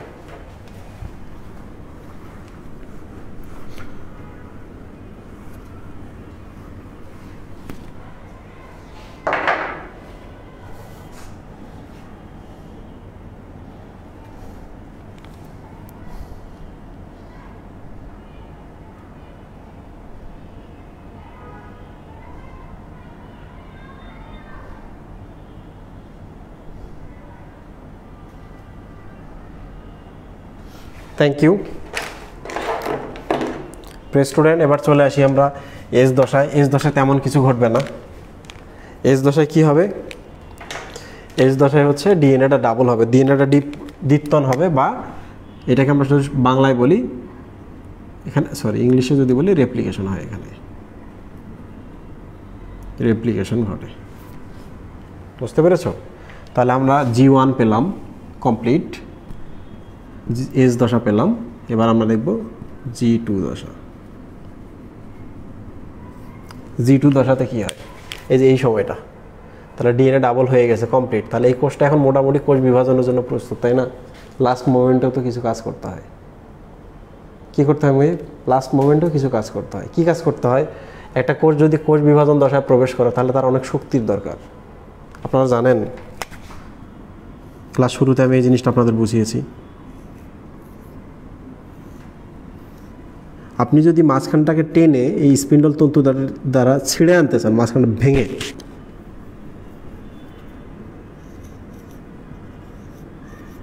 এদিকে যাচ্ছে, এদিকে যাচ্ছে, যদি এই কাজটা করতে চান তাহলে আপনাকে এই স্পিন্ডল তন্তুতে, সরি এই যে এখানে একটা জিনিস থাকে, এই যে এখানে যেখানে সেন্টিমিটার লাগে, এখানে আপনাকে প্রচুর পরিমাণে এটিপি দিতে হবে। এখানে একটা প্রোটিন থাকে আর কি, কাইনেটোকোর মোটর প্রোটিন। তুমি যদি এটাকে শক্তি না দাও এই জায়গাতে, তাহলে ও কোনো দিন তোমার ক্রোমোজোমটাকে টেনে নিয়ে আসবে না। তাহলে এবার আমাকে বলো তো, কোষ বিভাজনের সময় প্রচুর শক্তি লাগে কি না? তাহলে এই জায়গায় যদি কোষ বিভাজন হয়, তার আগের হচ্ছে জি2 দশা। তাহলে জি2 দশায় কি হবে? এটিপি তৈরি হবে। কোন এটিপিগুলা? কোষ বিভাজনের জন্য যা লাগে সব তৈরি হয়ে গেলে। কারণ এরপর তো আর কোষ বিভাজন চলবে, তখন তো আর শক্তি তৈরি করার কোনো উপায় নেই। আর কি হবে? এখানে লাস্ট মোমেন্টে কেউ না কেউ ম্যাচিউরেশন বা কমপ্লিট, যে লাস্ট ফিনিশিং বলে একটা কথা আছে কি না? তো লাস্ট ফিনিশিংটা যদি দিতে চাও তুমি এখানে, এরপরে তো তাকে তুমি যুদ্ধক্ষেত্রে পাঠাবা কোষ বিভাজনের জন্য, তাহলে তোমাকে এখানে আরেকটা প্রোটিন তৈরি করতে হবে, তার নাম হচ্ছে এমপিএফ। এমপিএফ তৈরি হয়। ওকে, এমপিএফ শব্দের অর্থ হচ্ছে ম্যাচুরেশন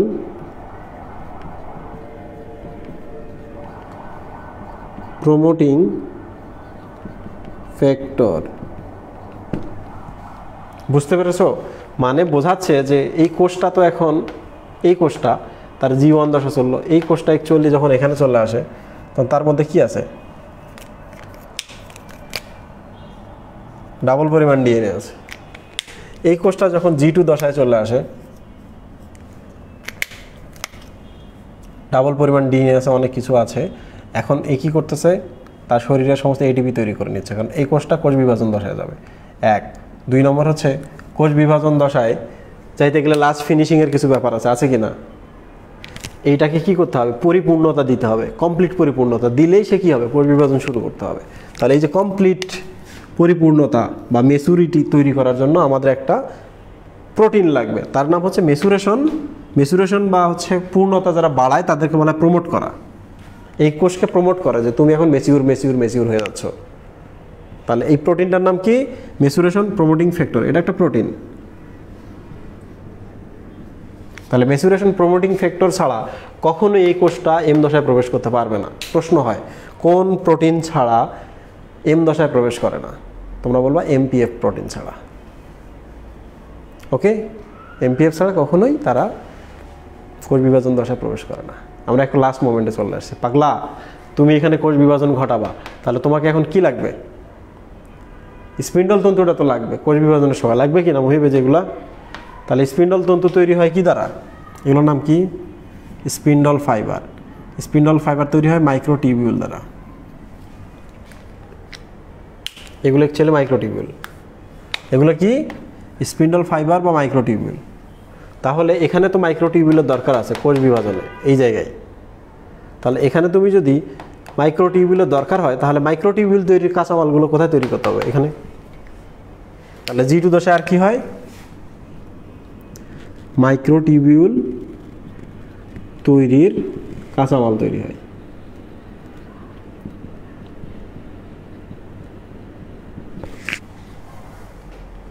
মাইক্রোটিবিউল তৈরির কাঁচামাল এখানে তৈরি হয়। বুঝতে পেরেছো সবাই? তোমরা আমাকে বলো, যদি সবাই বুঝতে পারো তাইলে আমি এখন লাস্ট একটা ফিনিশিং দিব, ফিনিশিং দিয়ে তোমাদের কমপ্লিট করে দেবো। এখানে গল্প বলতে চাইছি, গল্প বলবো 2-1 লাইনে। গল্প বললে না লজিক বলার সময় থাকে না। গল্প বললে কি থাকে না মুহিম? লজিক বলার সময় থাকে না। আর তোমাদের তো সামনে পরীক্ষা 2022-এর, তো যত তাড়াতাড়ি সমাপ্ত কোর্স তাদের শেষ করতে হবে। গ্রোথ ফ্যাক্টর কি? ভেরি গুড, বলতেছি সব। আচ্ছা, একটা মানুষের বিয়ে হবে কি হবে না এটা কে নির্ধারণ করে? আমরা বলি মেয়ে নিজে নির্ধারণ করে। না, আমার বিয়ে হবে, আমি এটা একটা মেয়ে বাংলাদেশের প্রেক্ষাপটে খুব একটা না আর কি। তার বাপকে সিদ্ধান্ত নিতে হবে বা মাকে সিদ্ধান্ত নিতে হবে, তাই না? না, একটা মেয়ের বিয়ে হবে কি হবে না এটা নির্ধারণ করে পাশের বাসার আন্টি। কি করে পাশের বাসার আন্টি? এসে করবে কি, ধরা যাক তোমার একটা ছোট বোন আছে, এখন সে কলেজে যাচ্ছে, পাশের বাসার আন্টি এসে বলবে কি, ভাবি ভাবি জানেন দেশের অবস্থা খুব খারাপ, আজকে অমুকের মেয়ে অমুকের সাথে পালাই গেছে, আজকে অমুকের মেয়ের এই বিপদটা হয়েছে, অমুকের মেয়ে তোর এই অবস্থা। এখন আপনার মেয়েও তো এই যে রাত্রেবেলা যেতে হচ্ছে, সন্ধ্যাবেলা প্রাইভেট পড়ে আসতে হচ্ছে, ভাবি আপনি জানেন না। তার মানে তোমার আম্মার কানের মধ্যে পাশের বাসার আন্টি এখন ফুস মন্ত্র দিতেছে। তাহলে বিয়ে আসলে প্রমোটটা করলো কে মুহিব? পাশের বাসার আন্টি। দেখো,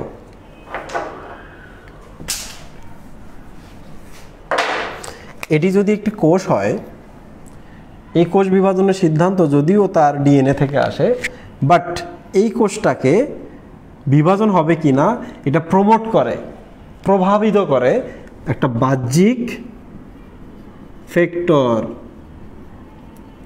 মানে সে কোষের কেউ না, যেটাকে আমি পাশের বাসার আন্টি বলেছি, বাহ্যিক একটা ফ্যাক্টর। বুঝতে পেরেছো? দেখো বাহ্যিক ফ্যাক্টরটা কি? ধরা যাক যে তোমার শরীরের ভেতরে রক্ত কমে গেছে, তো সবার আগে এটা বুঝতে পারো কিডনি। কিডনি কেমনে বোঝে? আমরা রক্ত চ্যাপ্টারে গিয়ে বুঝবো। তো কিডনি করবে কি, একটা হরমোন পাঠিয়ে দিবে রক্তের মাধ্যমে। কোথায়? তোমার এই যে হাড়ের ভেতরে, অস্থিমজ্জার ভেতরে কিডনি খবর পাঠাইলো এরিথ্রোপয়েটিন নামক একটা হরমোনের মাধ্যমে। এরিথ্রোপয়েটিন হরমোন এসে আমার হাড়ের ভেতরে যে অস্থিমজ্জা আছে তাদেরকে বলতেছে যে আপনি রক্ত বানান, রক্ত বানান, আপনার শরীরে রক্তক্ষরণ হয়েছে, রক্ত কমে গেছে, আপনার শরীর চলবে না, আপনি মারা যাবেন। তাহলে আমাকে বলো তো, এখানে যে রক্তকণিকার সংখ্যা বাড়বে, রক্তকণিকাগুলো বিভাজিত হবে, এটা কে নির্ধারণ করলো? এরিথ্রোপয়েটিন নামক হরমোন, যেটা কিডনি থেকে আসছে, বাইরের না সে। তাহলে সে একটা বাহ্যিক ফ্যাক্টর রক্তকণিকা তৈরির সময়। এরিথ্রোপয়েটিন, বইয়ে লেখা আছে এরিথ্রোপ্রোটিন, এটা ভুল শব্দ, তোমাদের বলতে হবে এরিথ্রোপয়েটিন। ওকে মুহিব? আচ্ছা, এবার চলে আসি আমরা। আচ্ছা, সে কি বৃদ্ধি ঘটাইলো না কোষের? এরিথ্রোপয়েটিনটা এসে, এরিথ্রোপয়েটিন কিডনি থেকে এসে কি বলতেছে? সংখ্যা বাড়াও। তার মানে সে আসলে কি করছে? বৃদ্ধি ঘটাইলো। তাহলে আমরা এটাকে কি বলতে পারি? বাহ্যিক ফ্যাক্টরটাকে আমরা বলতে পারি গ্রোথ ফ্যাক্টর। এই বাহ্যিক ফ্যাক্টর বা পাশের বাসার আন্টি না থাকলে কখনোই গ্রোথ বা কোষের সংখ্যা বাড়তো না বা কোষ বিভাজন হতো না। তাহলে ডিফারেন্ট গ্রোথ ফ্যাক্টর আছে। এই গ্রোথ ফ্যাক্টরগুলো অ্যাকচুয়ালি কোষ বিভাজনটাকে প্রভাবিত করে, বাহ্যিক ফ্যাক্টর বলা হয়। তাহলে ইন্টারনাল ফ্যাক্টরকে, ইন্টারনাল ফ্যাক্টর হচ্ছে সাইক্লিন নামক প্রোটিনটা। সাইক্লিন নামক প্রোটিনটা যদি তৈরি না হয় কোষ বিভাজন হবে না। তাহলে গ্রোথ ফ্যাক্টর হচ্ছে বাহ্যিক ফ্যাক্টর, আর এই সাইক্লিন হলো অভ্যন্তরীণ ফ্যাক্টর। আর পুরো নিয়ন্ত্রণ কে করে? ডিএনএ। এই যে ডিএনএটা, তাহলে জেনেটিক প্রোগ্রাম নিয়ন্ত্রণ করে কোষ বিভাজন হবে কি না। যদি হয় তাহলে সাইক্লিন নামক অভ্যন্তরীণ ফ্যাক্টরটা কাজ করবে এবং বাহ্যিক ফ্যাক্টর বা গ্রোথ ফ্যাক্টর এসে কাজ করবে, তাইলেই তোমার কোষ বিভাজন হবে, এছাড়া কোষ বিভাজনের সম্ভাবনা নাই। ওকে প্রিয় স্টুডেন্ট, প্রবলেম তো অন্য জায়গায়। যদি কখনো মনে হয় যে একটা স্নায়ু কোষ তৈরি করবা, তুমি স্নায়ু কোষের তো বিভাজন হয় না। দেখো মুহিব,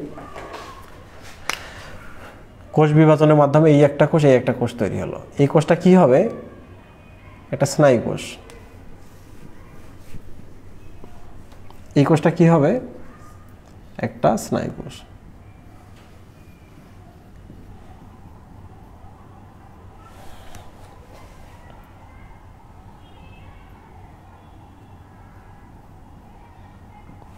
রাইট? সো আপনি একটু দেখেন, স্নায়ু কোষ তো আর পরবর্তীতে বিভাজিত হয় না, তার মানে মাইটোটিক দশা অতিক্রম করার পর যে কোষগুলো তৈরি হয় মাঝে মাঝে তারা নতুন করে আর বিভাজিত হয় না। তারা সারা জীবন কোন দশায় থাকবে মুহিব? তারা সারা জীবন G1 দশায় থাকতে পারে। তাহলে G1 দশাতে গিয়ে সিদ্ধান্ত নেওয়া হতে পারে, মাঝে মাঝে প্রলং হয়, যেটা 6 মাস ধরে চলবে, 1 বছর ধরে চলবে, তারপর বিভাজন হবে, তাই তো? বুঝো নেই? আমি বলতে চাচ্ছি যে একটা কোষ বিভাজনের সিদ্ধান্ত নিল, কাজকর্ম শুরু করে দিল, হঠাৎ করে সিদ্ধান্ত নিল না লাগছে না, তাহলে G1 দশাটা চুপচাপ, সে ওখানে স্থির হয়ে গেল। ভবিষ্যতে যদি লাগে সে আবার নতুন করে G1 থেকে S দশায় প্রবেশ করবে। একইভাবে কিছু কিছু কোষ G2 দশাতেও এসে থেমে যায়। বুঝতে পেরেছ? G2 দশাতেও এসে থেমে যায়, ওটা 1 মাস, 1 সপ্তাহ, 1 দিন কিংবা ওটা সারা জীবনের মধ্যে G2-তে থাকে, সে আর কখনো M দশায় প্রবেশ করে না। তাহলে এই কোষটার আর কোষ বিভাজন হবে না। স্থায়ী কোষগুলোর ক্ষেত্রে সাধারণত এটা হয় যে স্থায়ী কোষগুলা M দশায় শেষ হয়ে যায়, M দশা থেকে আর আগায় না। যেমন যকৃতের কোষ, কিডনির কোষ, স্নায়ু কোষ, পেশি কোষ, এটা তো স্থায়ী কোষ, এরা বিভাজনের পর তৈরি হয়, এরা আর বিভাজিত হয় না, তাহলে এরা G1 দশায় চুপচাপ বসে থাকে। গল্পটা বলবো? দেখো, পাশের বাসার আন্টি ফিস করে এখানে আসছে, তার মানে পাশের বাসার আন্টি বা গ্রোথ ফ্যাক্টর এসে বাহ্যিক প্রভাবক হিসেবে সে কাজ করছে, এই কোষটাকে বিভাজিত হতে হবে। এখন কোষের ভেতরে সরাসরি কি সে সাইক্লিনকে বলতে পারবে? সাইক্লিন হচ্ছে বাবা কোষের। পাশের বাসার আন্টি তো বাবাকে বলবে না, পাশের বাসার আন্টি কারে বলবে?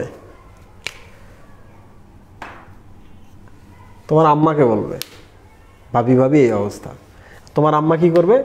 এবার তোমার বাবাকে বলবে যে দেশের অবস্থা খুব খারাপ। তোমার আব্বা তো জানে না যে পাশের বাসার আন্টি এটা ফুসমন্ত্র দিয়েছে। তোমার আব্বা বলো ঠিক আছে, তুমি যেহেতু বলছো ঠিক আছে, আমি মেয়ের বিয়ের ডিসিশন নিলাম। যে না মেয়ের বিয়ের ডিসিশন হবে, দেখো মেয়ের বিয়ের সিদ্ধান্ত নেওয়া হলো, তাহলে মেয়ের বিয়ের যদি সিদ্ধান্ত নেওয়া হয় তাহলে বিভিন্ন ধরনের কাঁচামাল এখানে রেডি করা হয়। তাহলে যে দশায় সিদ্ধান্ত নেওয়া হবে ওই দশায় কী হবে? টাকা পয়সা সব খরচ করে বাজার সদাই সব কিছু করা হবে, কাঁচামাল কিনে আনা হবে, বিয়ে তো সামনে, রাইট? তারপর হঠাৎ করে বাপ তো ডিসিশন নিতেই পারে, না আমি আমার মেয়ের বিয়ে দিব না, আমার মেয়ের সামনে পরীক্ষা আছে, বিয়ে ক্যান্সেল, 6 মাস পর দেবো, 1 বছর পর দিব, বা জীবনেও দিব না, আমার মেয়েকে আমি কেটে ভাষায় দিব নদীতে। তাহলে বাবা যদি সিদ্ধান্ত নেয় 6 মাস পর বিয়ে হবে, তাহলে জীবন দশা 6 মাস থেমে থাকবে, বা যদি 1 বছর পর, তাহলে 1 বছর পর থেমে থাকবে। যদি বলেন আমার মেয়েকে বিয়ে দিব না, তাহলে সারা জীবন জীবন দশা থেমে থাকবে। বুঝতে পেরেছ? তারপর কি হয়? এস দশাতে ডিএর ডাবল হয়ে যায়। এই যে দেখো G2 দশা, তার মানে বিয়ে শাদী কমপ্লিট হয়ে গেছে এখানে, বিয়ে শাদী কমপ্লিট হয়ে গেছে এখানে। G2 দশাতে দেখো এটিপি মানে হচ্ছে শক্তি, তার মানে এখন মেয়ের যেহেতু বিয়ে শাদী এখানে হয়ে গেছে ছেলের, তাহলে বাবা এখন কি করবে? তাদেরকে এখন গাড়িতে উঠাই দিবে না? দিবে কিনা মহিন? তাহলে গাড়িতে যদি উঠাই দিতে চাই, তারা কারে বা মাইক্রোতে উঠাই দিবে। এই যে দেখো লাস্ট দশা মাইক্রোটিউবিউল, তার মানে মাইক্রো দরকার এখানে। 1 2 নম্বর হচ্ছে মাইক্রোতে যখন উঠাই দিবে, তখন আমাদের বাবারা কি দেয়? জামাইকে বা মেয়েকে কিছু টাকা পয়সা বা শক্তি, বা হানিমুনে যাওয়ার আগে টিকিট দিতে পারে, বা যে কোনো কিছু দিতে পারে যে যাও, কিংবা যৌতুক দিতে পারে। যৌতুক আমি প্রমোট করছি না, দেয় তো অনেক ফ্যামিলিতে। তার মানে মাইক্রো নিয়ে আসে বিদায়ের জন্য, বিয়ে যেহেতু এখানে হয়ে গেছে, মাইক্রো নিয়ে আসে বিদায়ের জন্য 1 2 নম্বর সমস্ত শক্তি বা টাকা পয়সা দিয়ে দেয় বা যৌতুক দিয়ে দেয়। নাও, তাহলে এই যৌতুক দেওয়া এবং মাইক্রোটা G দশায়। বাকি রইল আর একটা ব্যাপার, মেয়েরে তো বিয়ে দিছে, মেয়ে সাহস পাইতেছে না, শেষ সময় কি হয়, মানে কনফিউজ থাকে না যে শ্বশুরবাড়ি যাবো না, কান্নাকাটি করে কিনা। তখন কি হয়, মেয়ের বোন, মেয়ের ফ্রেন্ড, মেয়ের ভাই সবাই এসে মেয়েকে কি বলে যে তোমার বিয়ে হয়ে গেছে, তুমি ম্যাচিউর হয়ে গেছো, তুমি যাও, মানে সবাই এসে তাকে প্রমোট করতেছে যে তুমি ম্যাচিউর হয়ে গেছো, এখন প্রমোট করতেছো, যাও। কোথায় যাও? G2 থেকে M10 যাও, শ্বশুরবাড়ি যাও, বা G2 থেকে M10 যাও, বা হানিমুনে যাও। হানিমুনে গেলে কি একটা থেকে 2জন থেকে 3জন পয়দা হবে। তার মানে হচ্ছে কোষ বিভাজন বা পয়দা হওয়ার দশা হচ্ছে M10। তাহলে আমি আরেকবার বলি, বিয়ের সিদ্ধান্ত এখানে, বিয়ের কাঁচামাল এখানে। যদি বলে বিয়ে দিব না, তাহলে এখানে আটকে থাকতে পারে। বিয়ে হলো এখানে, মানে DNA ডাবল হলো। এরপর এখানে কি হলো, বিয়ের পরে সমস্ত যৌতুক বা ATP দিল, মাইক্রো দিতে হবে, মাইক্রো দিল, যেটাতে চলে যাবে। আর একটা কি, ভয় পাচ্ছে এখনো, এই জন্য ম্যাচুরেশন বা পরিণতি যে হয়েছে, এবং ফ্রেন্ডরা এসে তাকে প্রমোট করতেছে, যাও যাও। তাহলে এই প্রমোট না করলে কখনোই M10 এসে যাবে না। তোমরা কি বুঝতে পেরেছো? গল্পটা আমি খুব সংক্ষেপে বলেছি।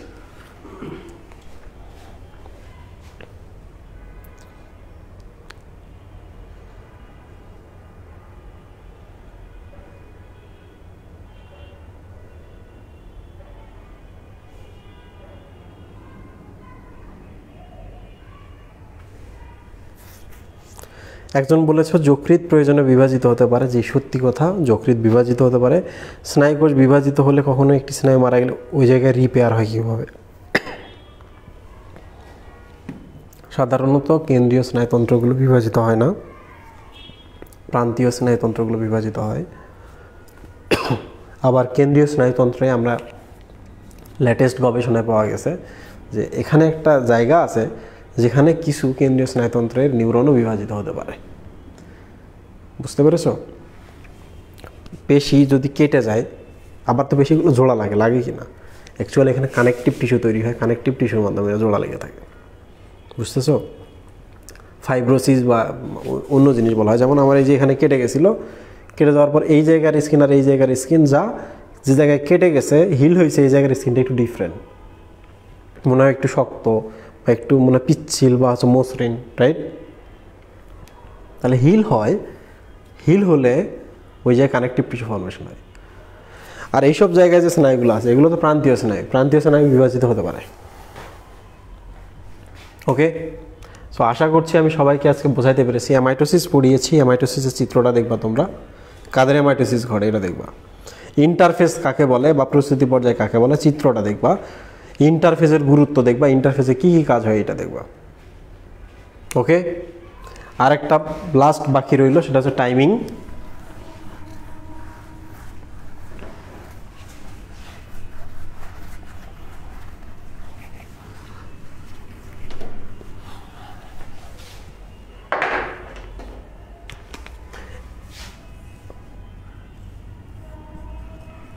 M10 এটা আছে G1, S10, G2 দশা। বলা হয়ে থাকে M10 মাত্র 5 to 10% সময় লাগে। পুরো প্রক্রিয়া যদি 100% সময় লাগে, টোটাল যে সময়টা লাগে তার 5 থেকে 10% M10 খরচ হয়। আর আমরা তো জানি যে বাচ্চা পয়দা করতে তো বেশি দিন লাগে না, 1 বছর। কিন্তু বাচ্চা পয়দা করার জন্য প্রিপারেশন নিতে আমাদের 25, 26, 27, 30 বছর লাগে। ছোটো থেকে বড় হওয়ার পর চাকরি বাকরি করি, মানে পড়াশোনা করি, চাকরি বাকরি করি, তারপর সংসার শুরু করি।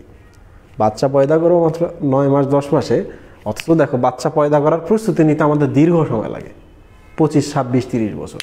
সো এইটা হচ্ছে ওই কোষ পয়দা করা বা কোষের সংখ্যা বাড়ানোর প্রস্তুতির সময়টা, অনেক সময় লাগে। বাচ্চা পয়দা হতে বা কোষ বিভাজন হতে বেশি সময় লাগে না, মাত্র 5 থেকে 10% সময়ের মধ্যে হয়ে যায়। সো দেখো বাকি সময়টা কোথায় খরচ হয়। G1 দশায় মনে রাখবা 34, S দশা মনে রাখবা 35, G2 দশা হচ্ছে 36। 34 মানে হলো 3-এর পর 0, 4-এর পর 0, তাহলে 30 থেকে 40% সময় লাগে G1 দশায়। 35 মানে হচ্ছে 3-এর পর 0, 5-এর পর 0, তাহলে 30 থেকে 50% সময় লাগে S দশায়। 36 মানে হচ্ছে 3-এর পর 0, 6-এর পর 0, তাই না? না, 36 দেখো এটা 1 নম্বর ইন্টারফেজের, এটা হচ্ছে 2 নম্বর ধাপ ইন্টারফেজের, এটা 3 নম্বর ধাপ। তাহলে 3 দিয়ে ভাগ দিলাম, কত হয় মুহিব? 12, তাই না? 12 মানে হচ্ছে 1-এর পর 0, 2-এর পর 0, 10 থেকে 20% সময় লাগে G2 দশে। তাহলে 34, 35, 36, 36কে এখানে 3 দিয়ে ভাগ দিলে 12 আসে, 1-এর পর 0, 2-এর পর 0। তাহলে এই টাইমিংটা মনে রাখতে হবে, MCQতে আসতে পারে।